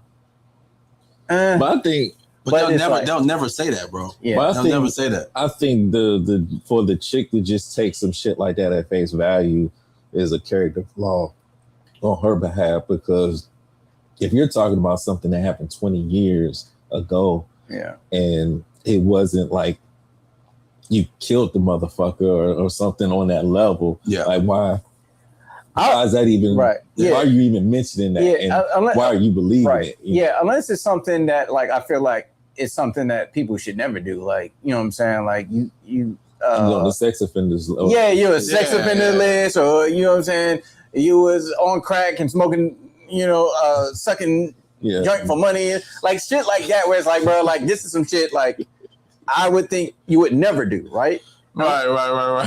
You know what I'm saying? Like, we all make mistakes, and so like, so be an adult and be like on some he said this a while ago, and just accept that as face value is, like I said, a character flaw. Yeah, I mean, listen, man. Like, if I see someone who I haven't seen for over 10 years, I wasn't trying to talk. I mean, I was out having fun. Metaphorically, metaphorically, yes, I did. Yeah, I mean, if I meet someone or I see someone I haven't seen in 10 years, I'm not even gonna assume like I still know this person. Yeah. It's gonna be like, oh shoot, like we have times together. How you been? But like, what you been up to? And just try to like, you know what I mean? I'm already gonna go under the assumption that I don't really know this person anymore. Okay, like, so I think as guys we're different. I think as guys we're different from women, and I'm gonna tell you why. Right, exactly what you just said. So I was driving Lyft, and I picked up my homeboy. Well, my now homeboy. I don't call him homeboy. He's an associate, right? But he was a bully. He was a bully back in high school when I knew him, right? His name is Jonathan Doe, right? I pick up John Doe. John Doe is working at Amazon, right? I pick up John Doe, right? I see his name on the thing. I see his picture. I know exactly who getting in the car. I ain't got to look behind me. He get in the car. Oh, you already know who behind you. Nigga, I know it's you, John Doe. You still got that knot in the back of your head. You still got a trout mouth, nigga. Like, you know what I'm saying? Now we can laugh about the shit. You know what I'm saying? Like, fam, no, nigga, I can still run the dozens with you. Like, what the fuck? Like, you know what I'm saying? Yeah. So, me and John Doe fought back in the day. You know what I'm saying? High school shit. Nigga was picking on me. I was new. I went from a private school to a public school. You know what I'm saying? I think maybe day 4 or 5 I was at this particular school. Me and John Doe fought. You know what I'm saying? We knuckled up. I lost. All right, cool. You know what I'm saying? Shrug that shit off, right? I don't have no issues with the nigga. You know what I'm saying? But I don't think. I think when and John Doe, he was a bully to the whole bus. Like, it wasn't just me. It was a bully to the whole bus, right? It was a girl on there. He started this rumor she could snort a gram up each nostril. Like, it was a onboarding thing, right? I wasn't the only person, right? So, I don't have no animosity towards this man. He cool peoples. Now, look, fam, you probably got kids, like, you know what I'm saying? You working, you know what I'm saying? You know what I'm saying? Yeah, you don't have no whip, but you working towards that shit. Like, all right, nigga, I gotta get from work to home, nigga. You know what I'm saying? Like, you living on the nice side of, you know what I'm saying? Nice side of the town. You know what I'm saying? I see where I'm dropping you off at. Either you say that or you don't say that. You know what I'm saying? One of the two. So you know what I'm saying? You trying to make your way in the world, and I get that. You know what I'm saying? Like I'm not holding that against them. Or if I see somebody out at the spot, right? You know, all right, cool. I ain't seen this cat since college, right? You know what I'm saying? Nigga was a dickhead in college. He was, you know what I'm saying, fucking all mad bitches, blah, blah, blah. He come up there with his wife. It's like, oh, shit. Pleasure to meet you. Yeah, I knew him from back in the day. Yeah. Oh, what was he like back in the day? You know, just like everybody else. I'm not going to put your business on Front Street. You know what I'm saying? I'm going to keep it a B because you apparently have a beautiful life. You got your wife with you. You know what I'm saying? She outside with you. You know what I'm saying? Y'all probably got kids. I'm not trying to. Yo, she could take what I say at face value and y'all have Freak. What's happening, boy? Yeah, see, I would never do that. I would never do that. That shit was crazy. I would never do that, yo. I would never do that. In front of the ladies. Yo, crazy. come on. I would never do that, man. I would never. Like I got my homeboy. I call him Fifth Guy, right? But we worked at a Circle K gas station together. Me and my homeboy. Matter of fact, John Bass been on this podcast before. Me and John, right? So every time we see each other, well, what's up, Fifth Guy? Fifth Guy. It was a reason why we called each other Fifth Guy, right? So I would never greet John like that now. Right, I saw John at the halal spot not too long ago. Where I see John, what's up? Fifth Guy. You know what I'm saying? Like, yo, this is between, because I don't know who you with, John. I don't know if you're shorty in the bathroom. I don't know if she right here. Like, it's mad niggas standing around here. Like, I don't know. You know what I'm saying? So, you know, I would never greet him like that. But you know what I'm saying? Like, it's just, you know, a little inside, boom, boom. But yeah, out in public, nah, nigga, I'm not doing that shit. You know, so okay, so I like what you said about moving. Yeah. I like what you said about moving. I know I have different sets of friends, right? So I know what a particular set of friends that to them, I matured a lot when I moved to Greensboro and came back. To them, right? And it's some old head cats, you know what I'm saying? But of course, life happens, man. Yeah, we move. Right. Shit happens. They said I was a different person when I came back on this side of on this side of, you know what I'm saying, North Carolina. And then, you know, I didn't see it at first, and then it took, you know, a night drinking, and it was like, yo, you used to do this, and that, and now you know, because let them tell it, you know what I'm saying? Every time I was driving the car, I had that bitch up on two wheels. You know what I'm saying? I'll take my $1. I had that motherfucker up on two wheels. You know what I'm saying? Like, but now I'm more cautious about my driving. You know what I'm saying? Like, I try my best not to drive intoxicated. You know what I'm saying? Like, I know my limits. So it's like, you know, back when they first met me, I was super young. You put liquor on the table, I'm trying to drink it. You know what I'm saying? Now it's like, oh, all right, yeah, nah, I need to slow down. Y'all got some water in here? You know what I'm saying? Like, I got to ask these questions now because either one or two things is going to happen. I'm going to get a DUI driving home or, you know what I'm saying, or I'm going to make it home okay. You know? So, yeah, it's a difference, man. But I do think, you know, in certain areas we escape our past. Most areas with women, we do not. And I'm going to leave it at that. And we can move on. I don't know why, man. I was thinking about like seeing your home, be like, "Yo, Thomas the Train, Thomas the Train." Yo, why they call you Thomas the Train? Oh yeah, man, we shoot.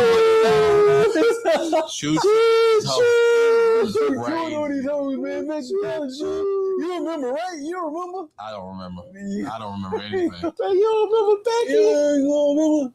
I wasn't there. You can't prove it.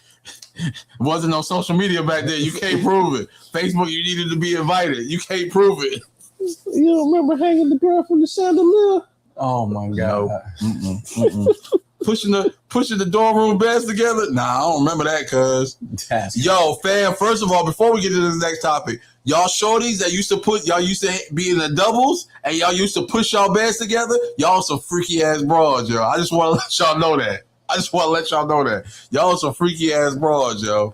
I promise you, it was a couple of dorm rooms I was in. Mainly Baines and was it Eagleson?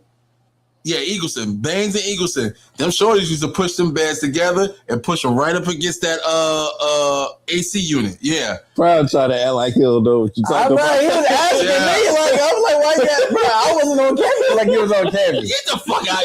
You've never been in Baines. You've never been in Baines. I ain't saying I ain't never been there. You've never been in Eagleson. So you know how the beds are set up, dog. Oh, okay. All right. That's all I need to know. That's all I need to know. That's all I need to know. Who put this in? You was right there on campus. This is my trick. All right. So you know. You seen it before. He know. I don't look at this nigga. Position. Remember that time you was there with the hose, man? You remember the hose? You remember Tesla? Yeah, like what? I ain't say no names. I just said it in general. Yeah, damn, boy. Tell everybody business.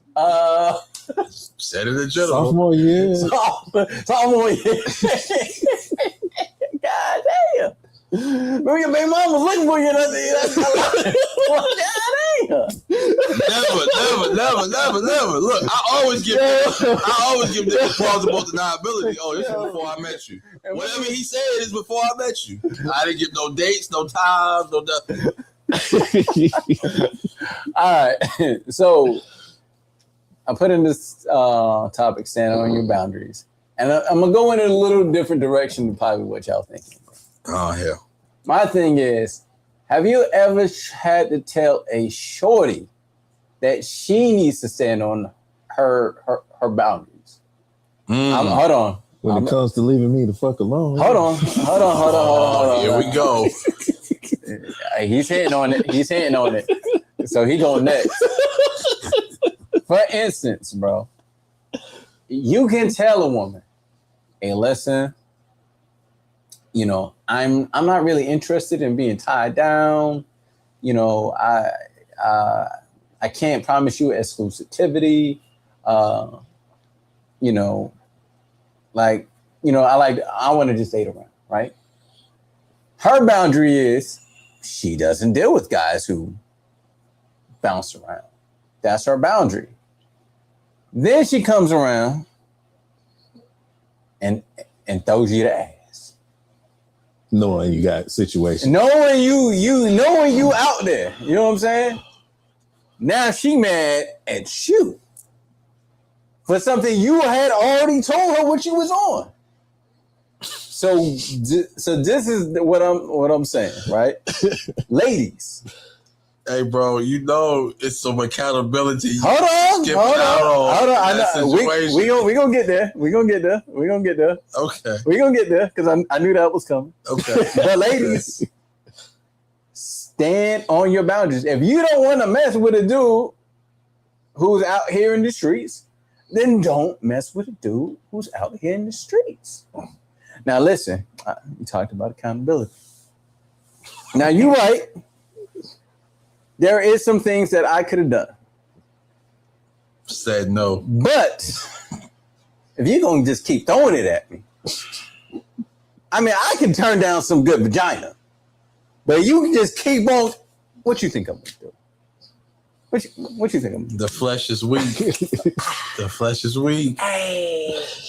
But at what cost? Yes, like that. My thing is this. You knew what you was getting into. I told you straight up what I'm on. And, you know, I can't help it that, you know, I'm a enticing motherfucker. And you went for it. You wanted to try it out. You went. No, she wanted to try you out. She wanted to try it out. She wanted to. I said I'm good. I said if you want to rock with me, this is what I'm on. Right? I laid it out. This is the thing. Because this is something I'm discovering. Why you got your head down? This is what I'm discovering with being honest with women. You be honest. And then they still pursue, and now they want to be mad at you because they didn't stand on their boundaries. They didn't stand on their boundaries. Now they mad at you. So, what are your thoughts on that? And have you ever been in a situation where you felt like you had to remind her, the girl to stand on her boundaries because it's like, yo, why are you still coming at me? You already said, you know what I'm saying? Like, I've had a girl tell me I would never have sex with a dude who does blah, blah, blah. I told her I do blah, blah, blah. And then she still tried it. You know what I'm saying? Not that I let her.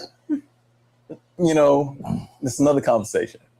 But I want to know what blah, blah, blah is. All I'm saying is, she said, I will never deal with a dude who does this. I told her straight up. I was honest. I do this. I do this. I do this. Oh, man. And she still gave up the draws. All right, what are your thoughts, man? Gave up the draws. Oh, man. Yeah, TTD, man. Got the draws. But yeah, when the dick game is involved, shit is in the air. That's what I kind of realized over my time. Like, you can tell them everything, be 100% honest, and like you said, want to try you out.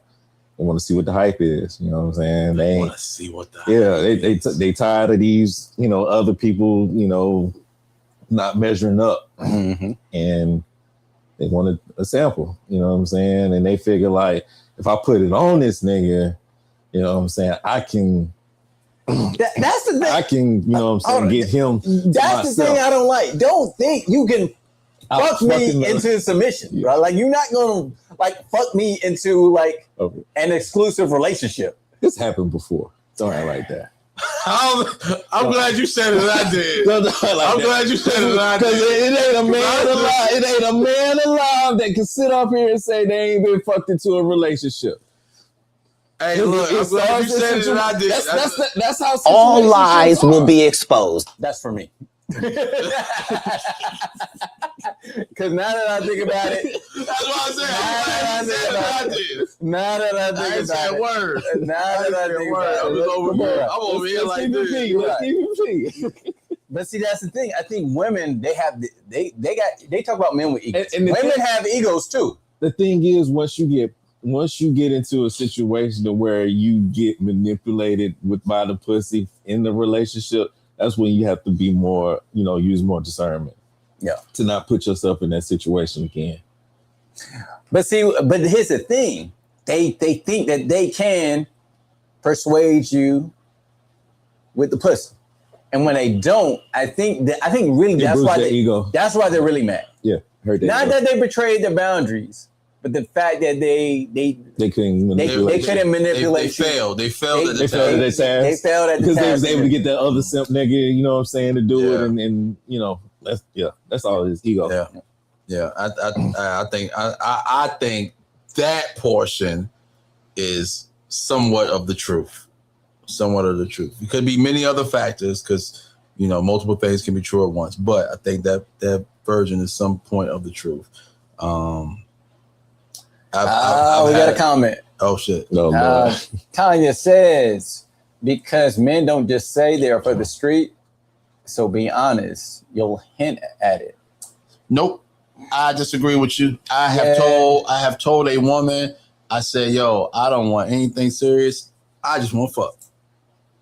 I told her that directly. And she started, I'm going to tell you what she did, right? So met her in the spot, right? Thought she was cute. I said, look, man. He's always in the spot, ain't he? He be in the spot. I used to always be in the spot, right? So I was in the spot. Met Shorty in the spot. Man, look, boom, boom, boom. I had, you know, known her from around, boom, boom, boom. You know what I'm saying? We got mutual friends, whatever. Anyway, so hold up. Pulled What's up the boom, boom, boom? My bad. Go. That's a 6 degrees of separation. That was the boom, boom, boom, right? But I told her straight up. She was like, you know, maybe conversation number 2 we had while we was, you know what I'm saying, while we was out at the same place at the same time, right? She was like, oh, you know, I'm wanting to get married, da da da. That wasn't on my bingo card at the time. You know what I'm saying? Like I was like, bro, I'm not thinking about that shit right now. I said, look, I'm gonna be honest with you. I'm not the nigga you wanna kick it with. I told her straight up. I said, look, man, I'm out here and I'm fucking around and I'm doing my thing. And I said, look, if you want to be a part of that, you can. If not, then I don't mind being your friend. Like, yeah, we can come out, have drinks, whatever. You know what I'm saying? I'm cool. You know what I'm saying? But if I skate off early with another broad, you know what I'm saying? Like, just don't take no offense to that. You know what I'm saying? We didn't ride together. You know what I'm saying? Like, you know what I'm saying? So you got to wait home, So she gave me the ass. And she thought that was going to keep me. And it didn't. And I was at the spot in conversation with another Joan. She got upset. I pulled her to the side. I said, yo, why are you upset? Nah, I ain't do that, man. Come on, man. I'm more deplorable than that, babe. Like, come on, man. So I pulled her to the side. I said, yo, why are you upset? Like, you're honestly, you know what I'm saying, fucking up the vibe in the whole spot because everybody in here know me. Everybody in here know you. Kind of fucking up the vibe. What's up? Oh, well, you in here just talking to this, and you was in my guts the other night. I said, yes, I was in your guts the other night. But however, I told you prior to being in your guts that that's not what I wanted. Like, I don't want exclusivity. I want to be able to do me. You know what I'm saying? Oh, okay, I can understand that. She was cool for the rest of the night. The next morning, I'm getting up to go to work. Shorty is at my front door with breakfast. I'm like, I'm on my way to work. Oh, you can't stop and have breakfast for a second? No, I can't. I don't eat breakfast in the morning. If you knew me, you would know that. I don't eat breakfast in the morning. This ain't Ramadan. I don't eat breakfast in the morning. You know what I'm saying? Like, I don't eat nothing until lunchtime. I'm cool, baby. I promise you I am. You know what I'm saying? And whatever you got cooked in there, I ain't trying to try it no how. You get what I'm saying? Like, it really bruised her ego. I'm going to tell you why it bruised her ego. So, particular night I wasn't in the spot, he who will not be named gives me a call and says, yo, Joan in the spot, she in here with the Timu version of you, and sends me a picture. I said, oh, shit. Hey, bro, I got a fucking ugly-ass doppelganger out here, yo. I'm talking about that nigga was me to the 9. He was just ugly. I said, oh, shit. I said, yo, that's some funny shit, bro. But I'm busy. I got chicks to tend to. I'll call you back. You know what I'm saying? Like, you know what I'm saying? Like, man, that shit don't fucking faze me. You know what I'm saying? Seen her out later on. She was like, oh, your friend told you he saw me out? Why you need to preference that? Why you need to preference that? You trying to make me jealous? I'm not. I'm cool, baby. He said, yeah, he told me. Yeah. Yeah, she definitely was trying to make you jealous. Yeah. You know what I'm saying? Ego was bruised. But here's the thing, ladies, like, and y'all got to understand this. And I bet she was crazy already. Yeah. Probably. Yeah, she was crazy. Yeah. You should, and should respect what you said. Yeah, but y'all got to understand this. Sex does not guarantee exclusivity. I think that's a Southern mindset thing, bro. I honestly do. No, I think it's a good thing. Like, if it's good, you want possession of it. I think that's just an attribute to the dick name. I think it's a Southern mindset thing, bro. I have never had dealing with a shorty from up north. I have never had a problem laying dick and it just be dick. Man, you fucking with these joints from down south. When you lay dick, it's like, oh, that's my nigga. No, I'm not. I promise you, I'm not. Did we have that conversation? No. I promise you, I'm not your nigga, yo. I'm the nigga that hit last night, but I'm not your nigga. And another thing I learned about this too is that women will make rules for men, but they'll break them for the guys they really like. I understand that. So when she says, "Oh nah, I don't do that. I don't do that," it's because she don't like you like that. Yep. So find somebody that like you like that. Yeah. When she like you, chances are she'll do those things that she says she don't do. Same thing, like if you like her, chances are you going to end up doing some Yeah, shit some you things, some normally shit. wouldn't. Man, I don't trick on these girls. Man, Next thing you know, you find when you're like, next thing you know, your bank account empty, and you like, how the fuck did I get here? Yeah, Ty, you said same for me. Yeah. I got you. He got you. He said he got you, Ty. He said he got you. All right. Boy, we gotta talk about it. We gotta talk about it. Did you watch that Cam Newton interview? No, I did. I did. I thought that's what you brought. No. Which Cam Newton? He did one with Kendrick G. Oh yeah, I saw that one. No, I didn't watch that Cam Newton interview, but I do. They touched on interracial dating. So. Oh, okay. So I do. I actually was. This actually stemmed from Love Is Blind, bro. The last season. Shit, I haven't watched the new season yet. Yeah. So I mean, it's not really interesting because the only black person to get married, like, so they sent like the other couples to wherever, and then they sent them to Malibu or whatever. Yeah. So they were saying were there too many pairs? No. They were saying that, but they also said that the interracial couple didn't have enough drama to cross over to, whatever. It's some bullshit. So I don't think I'll be watching Love Is Blind again unless they come back. The last season was like bad. So then we got back-to-back bad seasons? Yeah, pretty much. Oh man. Pretty much. But they coming to they supposed to be coming to Cary. They was in Charlotte, now they're coming to Cary? Yeah. It's time for them to re-up in North Carolina. Man, that's gonna be the whitest. They doing the auditions at Fenton. Okay. Oh, they white as hell out there. Yeah, they white as fuck out there. Cary, bro. They white as fuck out there. White as fuck, bro. Yo, I'm interested to see if I know somebody like I knew somebody in Charlotte. Like, I was like, oh, I know exactly who that is. I'm sure you're gonna have people applying from Raleigh, Durham. Yeah, for sure. But yeah, they're making in Charlotte. Yeah. Man, you gonna go in there? Fuck no. Go in there, man. Come on. Fuck no, nigga. All right, man. We're gonna do a poll. We're gonna put a poll up, man.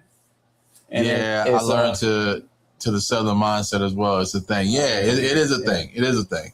All right, so we're gonna put a poll up. Should Russ apply for the Love Is Blind? Oh my fucking god! You're the perfect candidate, man. I am not the perfect candidate. You ain't got no kids. You make good money. Oh my god! Own car, own crib, established. Yeah. I'm not the perfect candidate. All right, so dating a non-black. Entrepreneur, got on podcast. Yo, what would I don't even know what I would put. Working on your 5th degree. What would I put on, what would come up Educated under my name? Man. A nigga that do mad shit. Like, you know what I'm saying? Like, Russ, 37, a nigga that do mad shit. Like, that's what they would say up under my name. Almost Jamaican. Almost Jamaican. Yep. I would request that, actually. If I got on the show, I would request that. Almost Jamaican. And just do what you will. Internet, do what you will with me. All right, so dating a non-black woman, is it safe? I would say nah. I would say, okay, so I'm going to elaborate on, is it safe? All right, so I'm gonna give my preference on it, and then we'll talk about it as it's safe. So over my lifetime, I've dated multiple women. I've never dated a white woman. But I've dated multiple other cultures of women. Melanated women. They have some color in them. Some of them were passing. So my thing was this. So I was having a conversation with my mom, and we were talking about me getting married and this and that. She was like, would you marry, a Middle Eastern girl? And I said, no, I don't think I would. And she was like, why? I said, because my kids wouldn't be safe. Let me explain to you. Because I feel like I feel like I have the wherewithal to raise a young black man, but I don't have the wherewithal to raise a young black woman. It's certain things that she would need to know that I wouldn't be able to teach her. And I need to be confident in the mother to be able to provide that education. You get what I'm saying? Because there's certain things that I'm unaware about as a black man. I'm unaware about, So, give an example. I was courting women Islamically, the right way, on FaceTime with this Middle Eastern girl. Her and I are talking. So one of my first questions was, how do your parents feel about you marrying a man of color? Oh, well, I'm of color. You're really not. You're passing because you look white over the phone. I'm just gonna be honest with you. So I need to know, how do your parents feel? Oh, well, my siblings have married outside of, Middle Eastern race. Okay, so what if they married? Oh, one's married an Asian, the other one's married a European. Okay, all right. So I'm gonna stop you right there, baby. Let me ask you another question. Let me ask you, how would you raise a black daughter? Oh, well, we have kids. Our daughter wouldn't be black. Yes, the fuck she would be. We're not gonna do that. Yes, you would be. How would you raise a black daughter? See, these are the, you know what I'm saying? Like, when I ask, is it safe? Is it safe? Is it safe for you? Is it safe for your family? Dating a non-black woman. For me, I would be grounded in what you asked, the background of the family. I think the background of the family would definitely give me enough information to know if that was a route worth pursuing or not. Yeah. If they're racist, then no, this shit ain't gonna work. You know what I'm saying?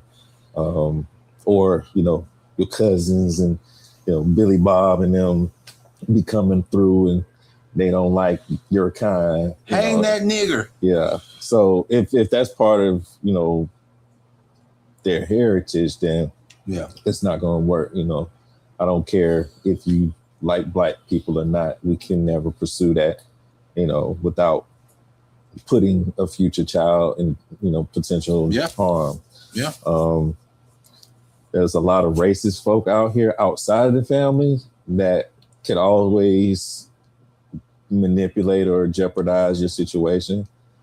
But I think that can happen if you was with a black girl, you know what I'm saying? The nigga will try you, you know what I'm saying? Yeah. So you can't avoid drama if you got a beautiful woman on your arm. Yeah. But like you said, I think understanding the family dynamic would be the most important thing. Everything else you ain't really got no control over. Yeah. Prime? I'm kind of torn. When we say non-black, I mean, that's diaspora of different kind of women. Yeah. We're not just talking about white, but right. Obviously, that's why I gave the example of Middle Eastern. Yeah, right. Like, there's dark-skinned Middle Eastern. So right. So when you think about white, it does feel a little different from. I'd say each is kind of different, right? White. Each culture Asian, is different, Spanish, and they have a different perspective of what black people are. Right. So, like I said, it's more of the family dynamic for me that's important, because if your family don't like black folks, then it's not going to work. You know what I'm saying? Like, that's something you can't avoid. Like, because that's her family. Yeah. Unless she's purposely trying to detach herself from that family, it will never be even a possibility, whether they're Asian, Latino, whatever, you know what I'm saying? Yeah. So when we talking about safe, like, I would say maybe caution. You know what I'm saying? Not because I wouldn't say it's dangerous, right? Because and I also just recently saw a bunch of family, and I realized I have more interracial cousins than I know. So I mean, clearly, you know what I mean. It's always been happening. It's you know what I mean? It happens. People come out fine. But there are, I mean, we've heard about the tragic Milanos, the identity crisis that they have. Yeah. The matter of fact, I was watching this podcast, and it was, they had black women, white women, and like mixed women. And it was very interesting. The dynamics, the biracial, like, women, like what they had to, go through as far as like growing up with white, growing up with black.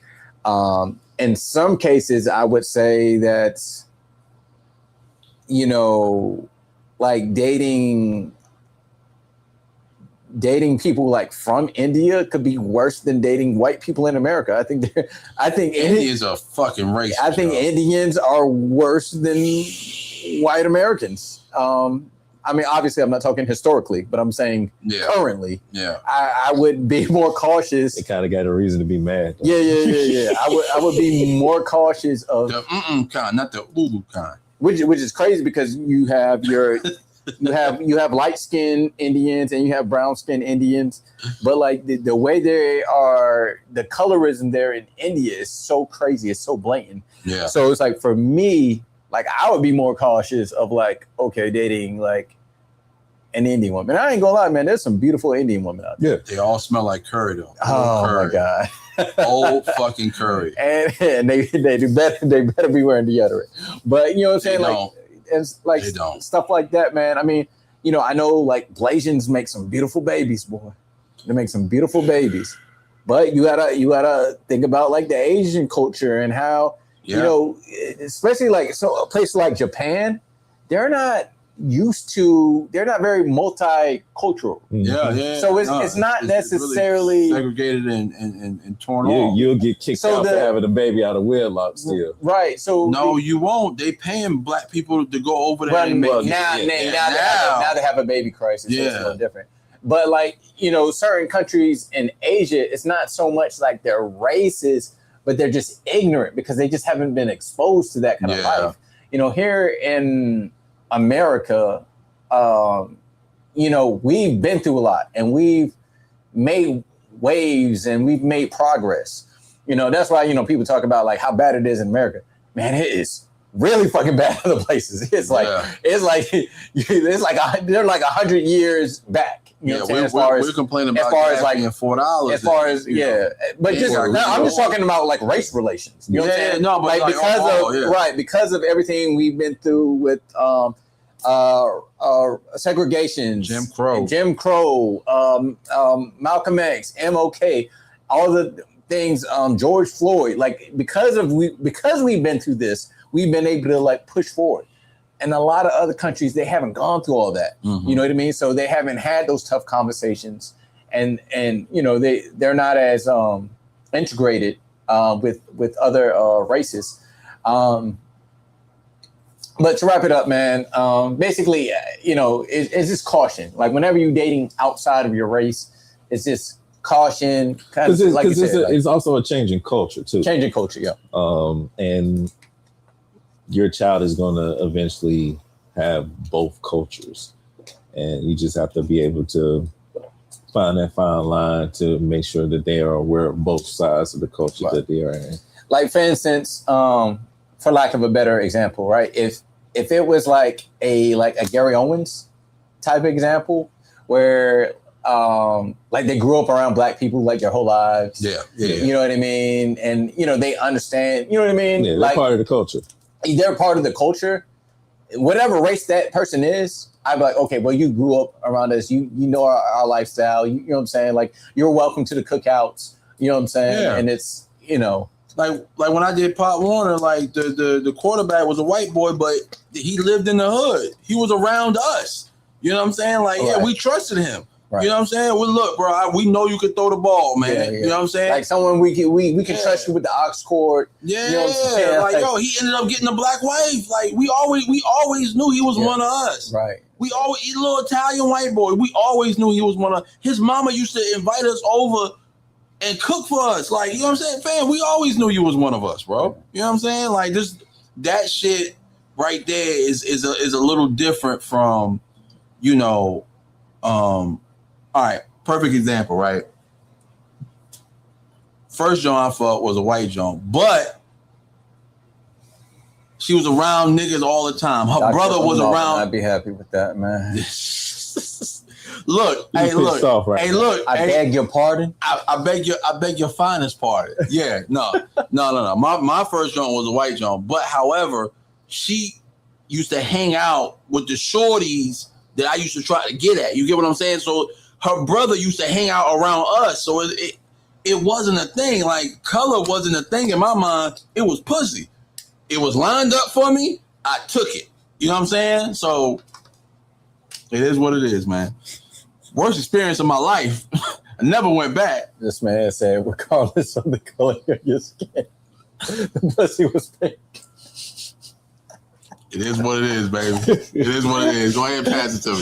Go ahead and pass it to me. That was Go ahead and definitely pass it to me. We ain't gave one of these out in a while, right? We ain't gave one of these. Look, I want to accept this on behalf of the Academy. I want to inform Martin Luther King. I want to accept this on behalf. I do not judge women based on the color of their skin. But the pinkness and cleanliness of the pussy. But the contents of the innards. That's it. I said, hold on, say this again so I can say bigger.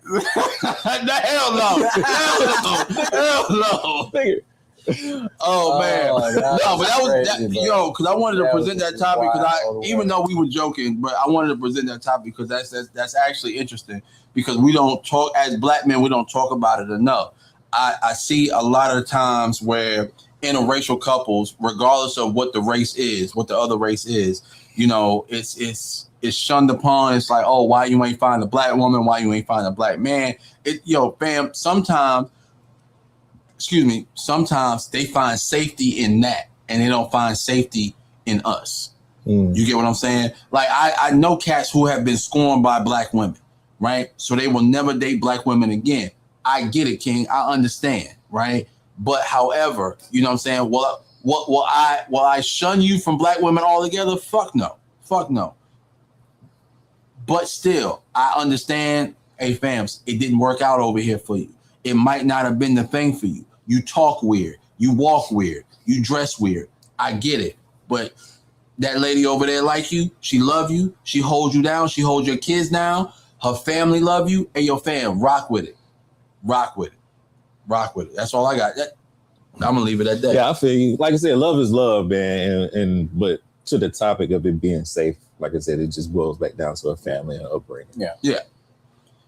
I was hoping we got to that point, you know what I'm saying? Like when I brought it up, I was like, damn. We mentioned it, but yeah, I think my boys is smooth enough to transition on their own, you know what I'm saying? All right. So I wanted to ask, right, off the heels of that, I wanted to ask, is it insecure to monitor the way your woman dresses? So no. Let me finish. So as guys, right, we are the protectors, right? So we are out with our woman, regardless of whether we in state or out of state, right? We got to protect that woman, right? If you with that woman, you done met her father, you know, her father has entrusted you with her protection. You know what I'm saying? And Prime, you got a daughter. You get what I'm saying? So, you know, I entrust you with her protection. You do the 50 Cent on that nigga. Hey, I trust you with her protection. It's the first time I ever had to do that. In how many ever years of living. She's supposed to be back here at a certain time. Bring her back here in one piece. You get what I'm saying? So I don't feel like it's an insecure thing to monitor how your woman dresses. If it's not your woman, fuck her. But your woman, to monitor how she dresses, because we know what niggas think.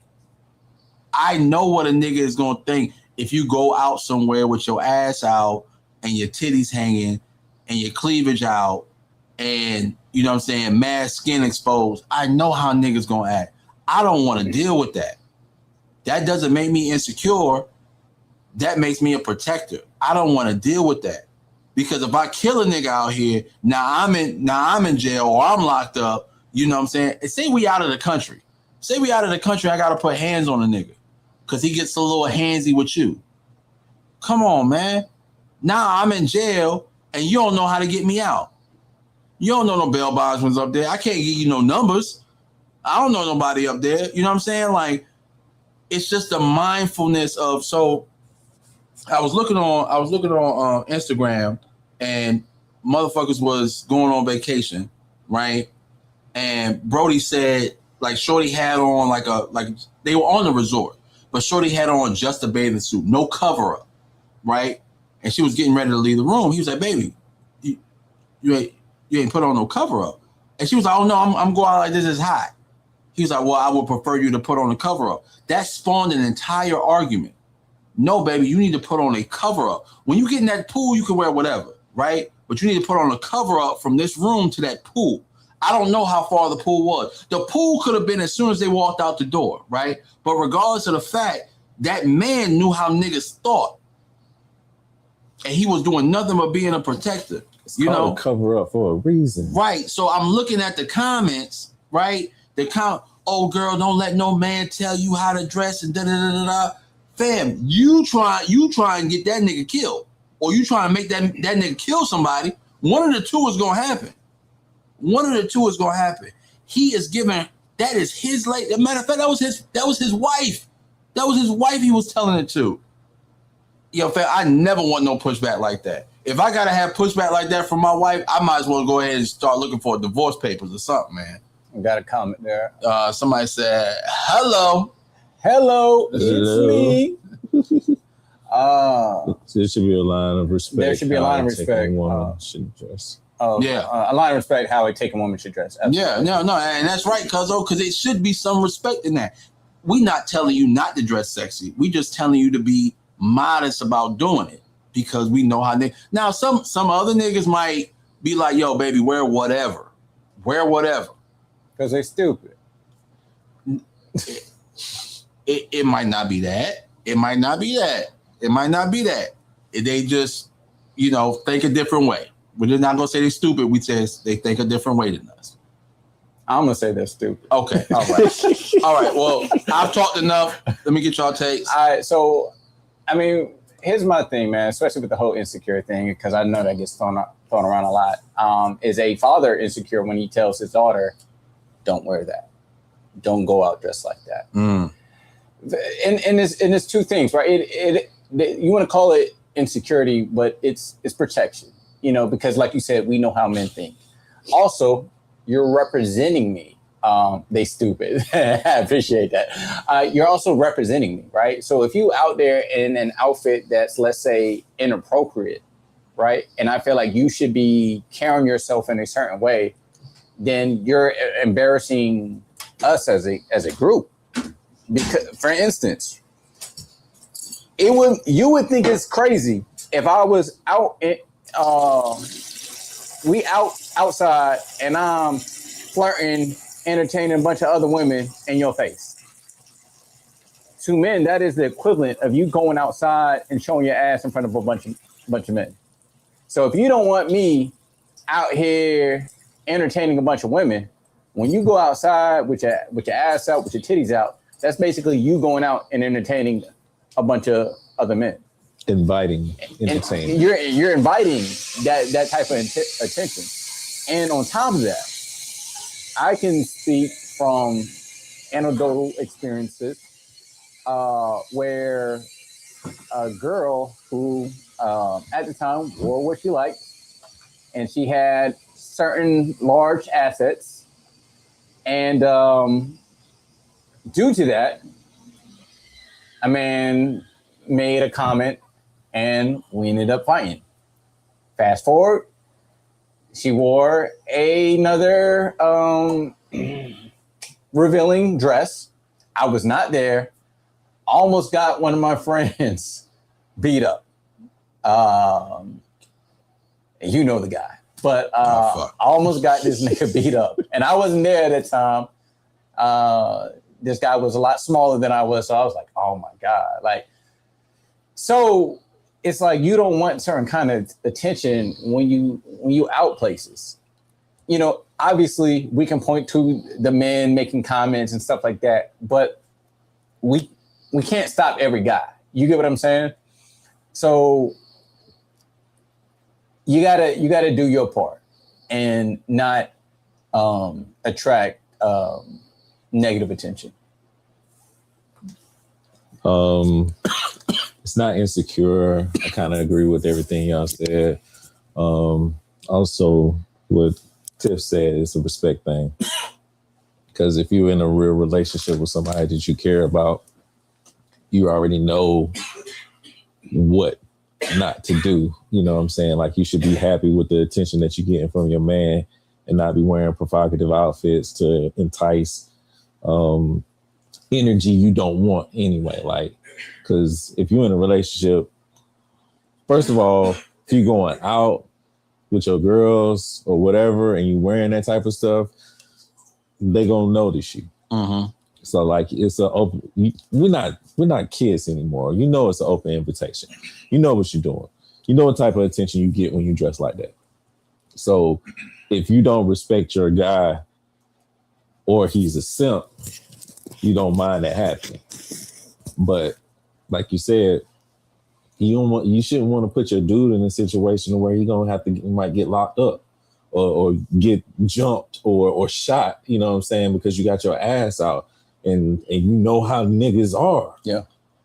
Like, you know, niggas is talking about how fat your ass is when you by yourself. You know what I'm saying? I had to fight two dudes. You know what I'm saying? It's not like they don't know that thing thinking. Yeah. And the thing is, you know, I mean, I think they didn't realize we were together because I had stepped away. And then they got disrespectful. And then I ended up having to check this dude. And he had his boy with him. And yeah, shit got crazy. But to be honest with you, it doesn't even really matter a lot of times what she's wearing, because niggas are niggas. Yeah. Niggas I remember one time we were in the spot and, you know what I'm saying, it was obvious he was with a female, you know what I'm saying? And the second you stepped away, niggas, you know what I'm saying, walked up on her and was like, trying to press, you know what I'm saying? And it wasn't like she had her ass out or anything, you know, but niggas, but see, that is, and that's what I'm saying, like, niggas will try you anyway. Yeah, as far as like a guy like trying to like holler, that I don't like, I'm not too mad about, because if your girl look good, dudes are gonna try to holler. But like they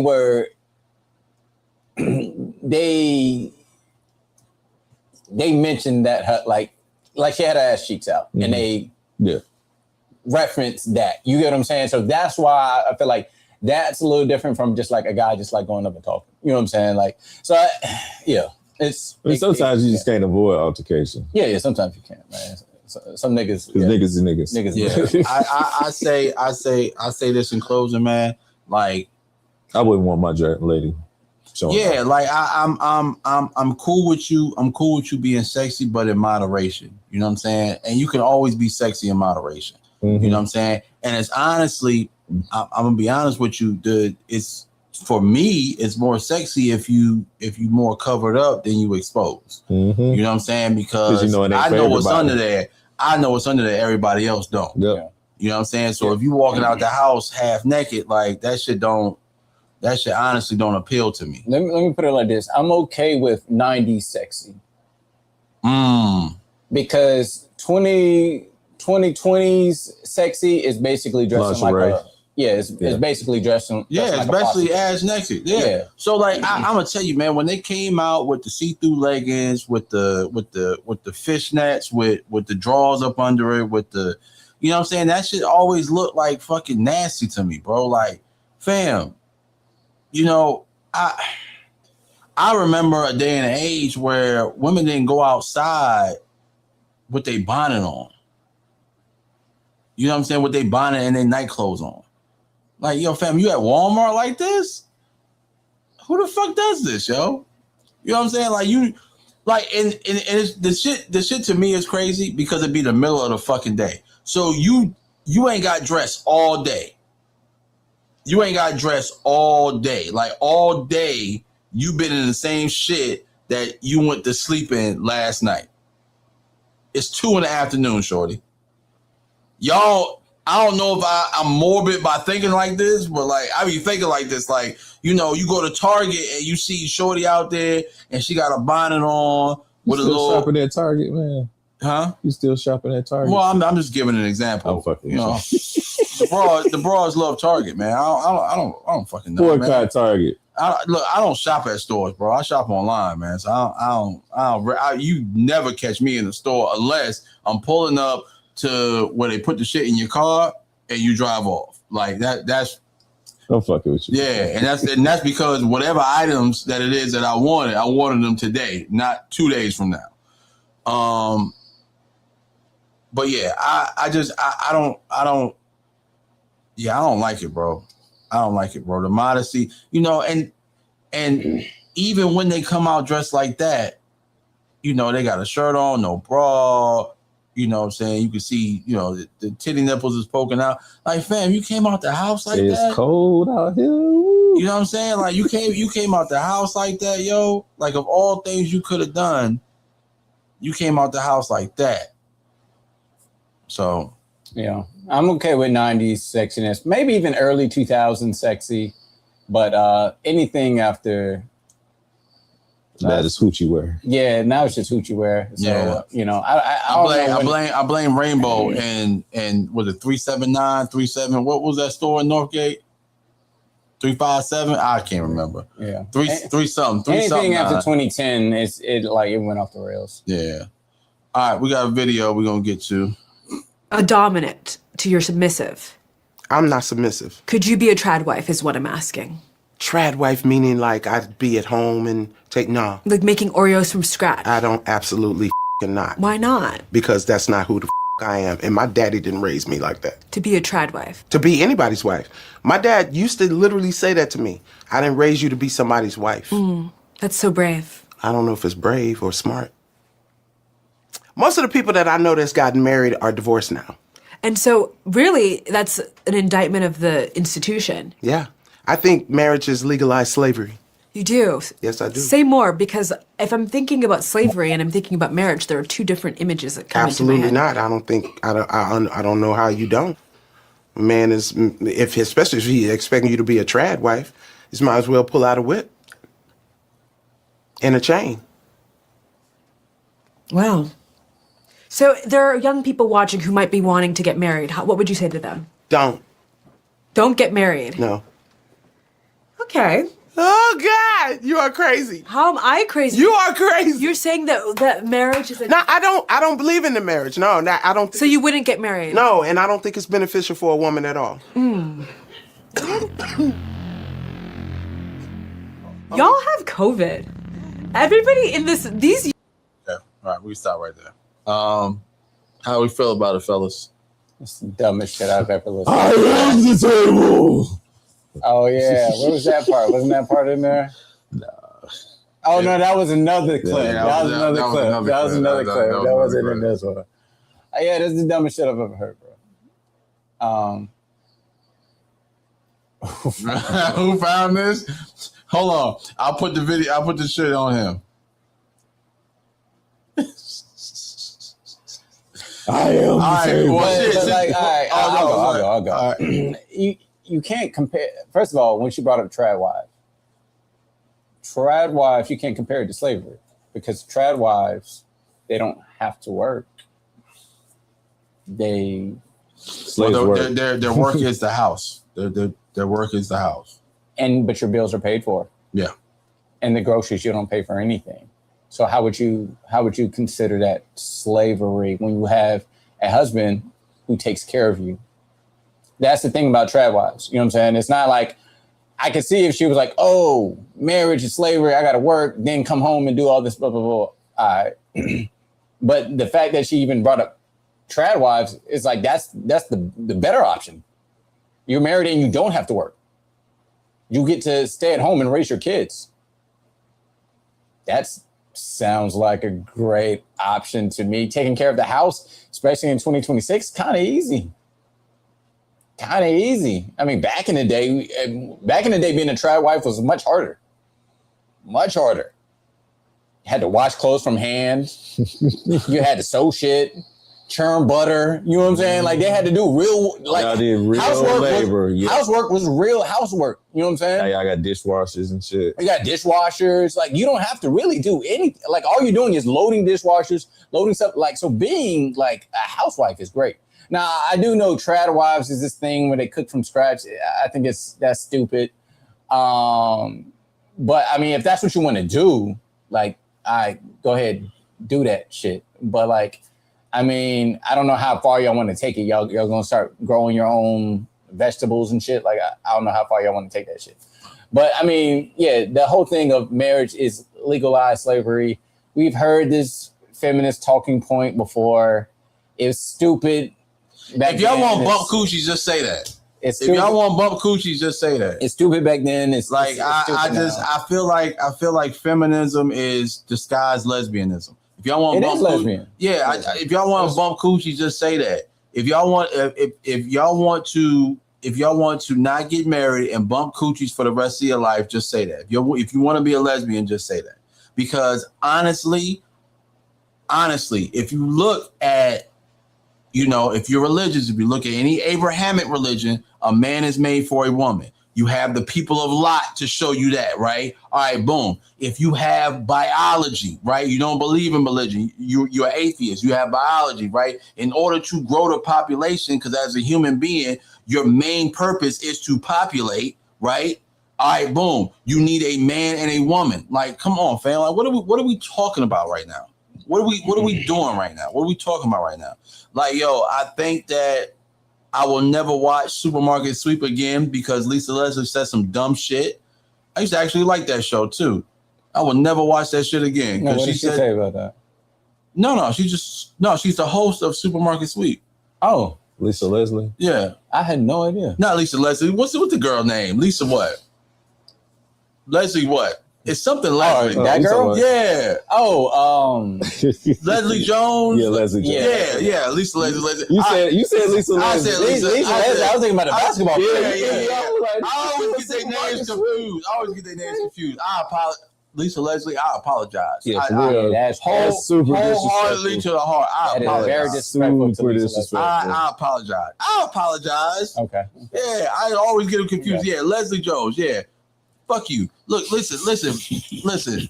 All that shit you said was bullshit. Your daddy raised you wrong. I'll tell you that right now. Your daddy raised you wrong. You know what I'm saying? Your daddy raised you to be a lesbian. I'm just, the fuck you want me to say? Or whatever lessons you got. You know what? I'm not going to say your daddy raised you wrong. I'm going to say whatever tools your parents gave you, you're using them wrong. Right? Because at the end of the day, our parents give us tools, the best tools they can give us, and they set us off into the world. However, if you want to use a screwdriver to hammer in a nail, that's on you. You're responsible for that, right? So yes, you're using those tools wrong, baby. I think what made what she said worse is because if she just said, "Hey, personally, marriage isn't for me," I could have, respected it. But the fact that she's like, yeah. Like she's telling other people, like, don't get married. Right. That's where I just I can't respect it. Yeah, but how many young people is listening to Leslie Jones? You know what I'm saying? Like the clip farming. They not really listening to her. They listening to the message. You know what I'm saying? So like once the message is spread, people after hearing that shit start believing it. You know Man, look, after seeing her news on the internet, I hope they're not listening. I hope they're not listening to nothing she says. People get influenced easily. All that money she got after seeing her news on the internet, bro, I was disgusted. I was news on the internet. Yeah, you ain't see what her iCloud leaked. Why would I want to see that? I was on Twitter. I was on Twitter. I mean, I heard about, I was on Twitter. I heard about Megan Good's news getting leaked. All right, well, I'm gonna tell you. I'm gonna tell you. I was on Twitter. Twitter is a dangerous place. Hold up. Twitter is a dangerous place if you scroll too far. Right? I only give Twitter X. Right? It's X now. Right? Yeah. I only give Twitter 5 scrolls. Every time I open that app, I give it 5 scrolls. After 5, I know I need to get off. I gotta get off. I gotta get out of there because I'm gonna see some shit that I did not intend to see, nor do I want to see in my lifetime. One of the things I saw that I did not intend to see in my lifetime was her nudes. Because once you scroll and you see the headline and say Lisa Jones news, news. But we are fucking up her name so many times. Leslie Jones, fucking Lisa Jones, like Leslie Jones news, right? Lisa Jones. Leslie. Whatever the woman name is, yeah, her. I know her. She's from Supermarket Sweep. This thing, Lesbian Jones. Yeah, Lesbian Jones. All right, boom. We might get sued for that one. Fuck it. I take that lawsuit. I click on the Joe, and I'm like, this is fucking disappointing. I thought this is fucking disappointing. I mean, did you expect anything? I don't know what I expected, but it was fucking disappointing. And I was just like, you know what? This was a waste of 5 thumb rolls to get through. You know what I'm saying? Like, I'm cool on that, man. I'm cool on that. That's like looking at Lizzo's nudes and being disappointed, man. You knew what you was getting, bro. Oh yeah, no. If I saw Lizzo's nudes, I'll be like, nah. You knew what you was getting, I'm cool. bro. I'm cool, bro. Come on, I'm cool. man. You know, I'm cool. Chucky Roll was. Yeah, nah. I'm not trying to see no back rolls, bro. I'm not trying to see that. But I'm disappointed in you for being curious. Exactly. Like, why would you? Hey, look, I was curious, nigga. Like, it was there. I was curious. They say curiosity killed the cat, right? Okay, all right. You know what I'm saying? I take that. I was curious. I saw it. I was curious. But anyway, like I was saying, if your news got leaked and it was just as disappointing as that, but the comments were funny. The comments were worth the thumb rolls. I will say that. The comments were worth the thumb rolls. Niggas roasted her news, bro. Niggas roasted them shits. You know. Let me say this. First of all, Lesbian Jones is hilarious. But, to what she was saying though, in order for her to have that mindset, she must not have seen like a real marriage, or a healthy relationship, or even actually being loved, by somebody outside of her father. Mm-hmm. Because I've seen, we've all seen bad relationships, but I also know some people that are having great relationships, you know what I'm saying, and been married for years, and they have family and they got kids and got grandkids and stuff like that. So I just think it's disappointing, but it's coming from a person that hasn't truly been loved or know and understand what love is about, because that's why you get married in the first place. Because you just want to be with this person. They complete you. You want to have a family. You want to spend the rest of your life with this one person because they are that awesome.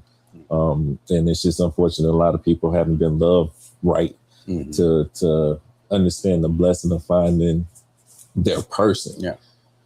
So it is what it is. And I take it a step further, man, or take it a little bit deeper, man. I feel like success worked against her. Because, and this is for women in general, but when you're a successful woman, this puts you around a lot of successful men. And I'm pretty sure that Leslie is not the top pick. Is not the top pick. And I think that's a hard pill for like women of success to swallow, because like with men, right, the more successful we are, the more attractive we are. But she's ugly though, so it's like. But that's what I'm saying. That's what I'm saying. For her, yes, it's a double negative, right? When you're a attractive woman and you become successful, now you just needed the opportunity to be around other successful men and you could get them. She has all the opportunity in the world. She's around the most successful, most attractive men out there, and has zero chance to get any one of them. That is the definition of forever the homegirl. Yes. And I think forever that, and honestly, man, this is. So she might be a dope person. Yeah. But she might be taking that home at night. Yeah. Not on purpose. Not on purpose. Not on purpose, man. It's gotta be the end of the night. Yeah. And all money. all the attractive people have left, or you taking one for the team. That's taking one for the team. Yeah. I always said, man, being a pretty girl is like living life on easy mode, but being an ugly girl is probably playing a game on God mode. Playing God of War on God mode. Yeah, it's bad, bro. Yeah. Like, you know what I'm saying? Like, you don't get no instruction. You don't know what the fucking weapons do. You don't get no stats. You don't get no mini map. Yeah. Nothing. Yeah, it's nothing better than being an attractive woman, and it's nothing worse than being an ugly woman, bro. Because it's just bad, bro. You can work as hard as you can, get the best job in the world, you're still fucking ugly. God damn. Yo, working in corporate America, man, has taught me that, ugly women have first of all, they have a power vendetta about them. That's for one. And then it's like, if you ignore their advances, you are now on their shit list. And if they gatekeep any door that you need to get through, you will never get through it. And I find that shit wild as fuck. Wild as fuck. All right. Anything else we gotta say before we get out of here, fellas? No dad joke. No dad joke. But just dropped a video today. Check out my YouTube. Agree to disagree. That's agree. The number 2 disagree. Good content there. Check it out. D. Thank you for supporting the PDP brand. As you can see, I got more colors. But yeah, seriously, appreciate everybody that's, supporting the brand and doing their thing, starting to make some moves. So appreciate the love and support. For sure. And make sure you support the podcast, man. We got merch in the description below. Peep that link. Also peep that link for the gang. Gang. Join the gang, man. Make sure you win that money at the end of the year. You know what I'm saying? Every month you are subscribed, you get a one-shot chance of winning. Every month you subscribe. So go ahead, man. It's still early in the year, man. It's only April. So let's go ahead and get them, get the members up, man. You know what I'm saying? The more months you subscribe, the more chances you get to win, man. Make sure you follow the podcast at D&D Pod on Instagram, Drinks and Discussion Podcast everywhere else. Follow me, Kingbot, KVNGBAK, on all social media platforms. Kingbot Gaming on Facebook. Kingbot973 on Twitch. Agree, the number 2, disagree on Instagram. Agree to disagree everywhere else. Mr.picture_that for Picture That Photography. You almost went it all. Yeah. PictureThatPhotography.com. And still, make sure you check out that merch store, man. We love y'all. We appreciate y'all. We getting ready to get out of here. Peace.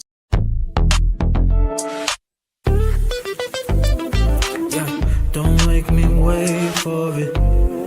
I'll usually get what I want, but girl, I'll wait for this. It's a luxury, yeah. You next to me. You forget the history. Leading to this chemistry. I register. Is it real enough? Is it deep enough for you? Cause I'm dropping on my guards. There's something I don't do. Dropping down my guard. There's something I don't do. Hey, love is cool. Seem like every time I come out, I run into you. Usually I would play with my options, but girl, I'm focused on you. Do you know what it feels like? Really wanna feel like we can do this shit in real life. All these basic faces, baby, I'm a drifter. But looking at you now, you're the paradigm shifter. I'm talking about a frequency that most just can't tune in. Girl, they out here playing games and we cosmic and mooning. But it's something about the way you hold the room without a word. Got me feeling things I usually see is so absurd. Been traveling the world, seeing baddies and top models back up in the hills. But they all empty-minded, baby, and they only look for a thrill. You're a different kind of high now, baby. More of an expensive taste. I'd be a fool to let you slip through my fingers and ways. So let's consider maybe later, and then we'll see how it goes. I want all the secrets you've been keeping that nobody knows. Hey, love is cool. Seem like every time I come out, I run into you. Usually I would play with my options, but girl, I'm focused on you. You know what it feels like. Really wanna feel like we can do this shit in real life. Don't make me wait for it. I usually get what I want, girl, I'll wait for this. Don't make me wait for it. I usually get what I want.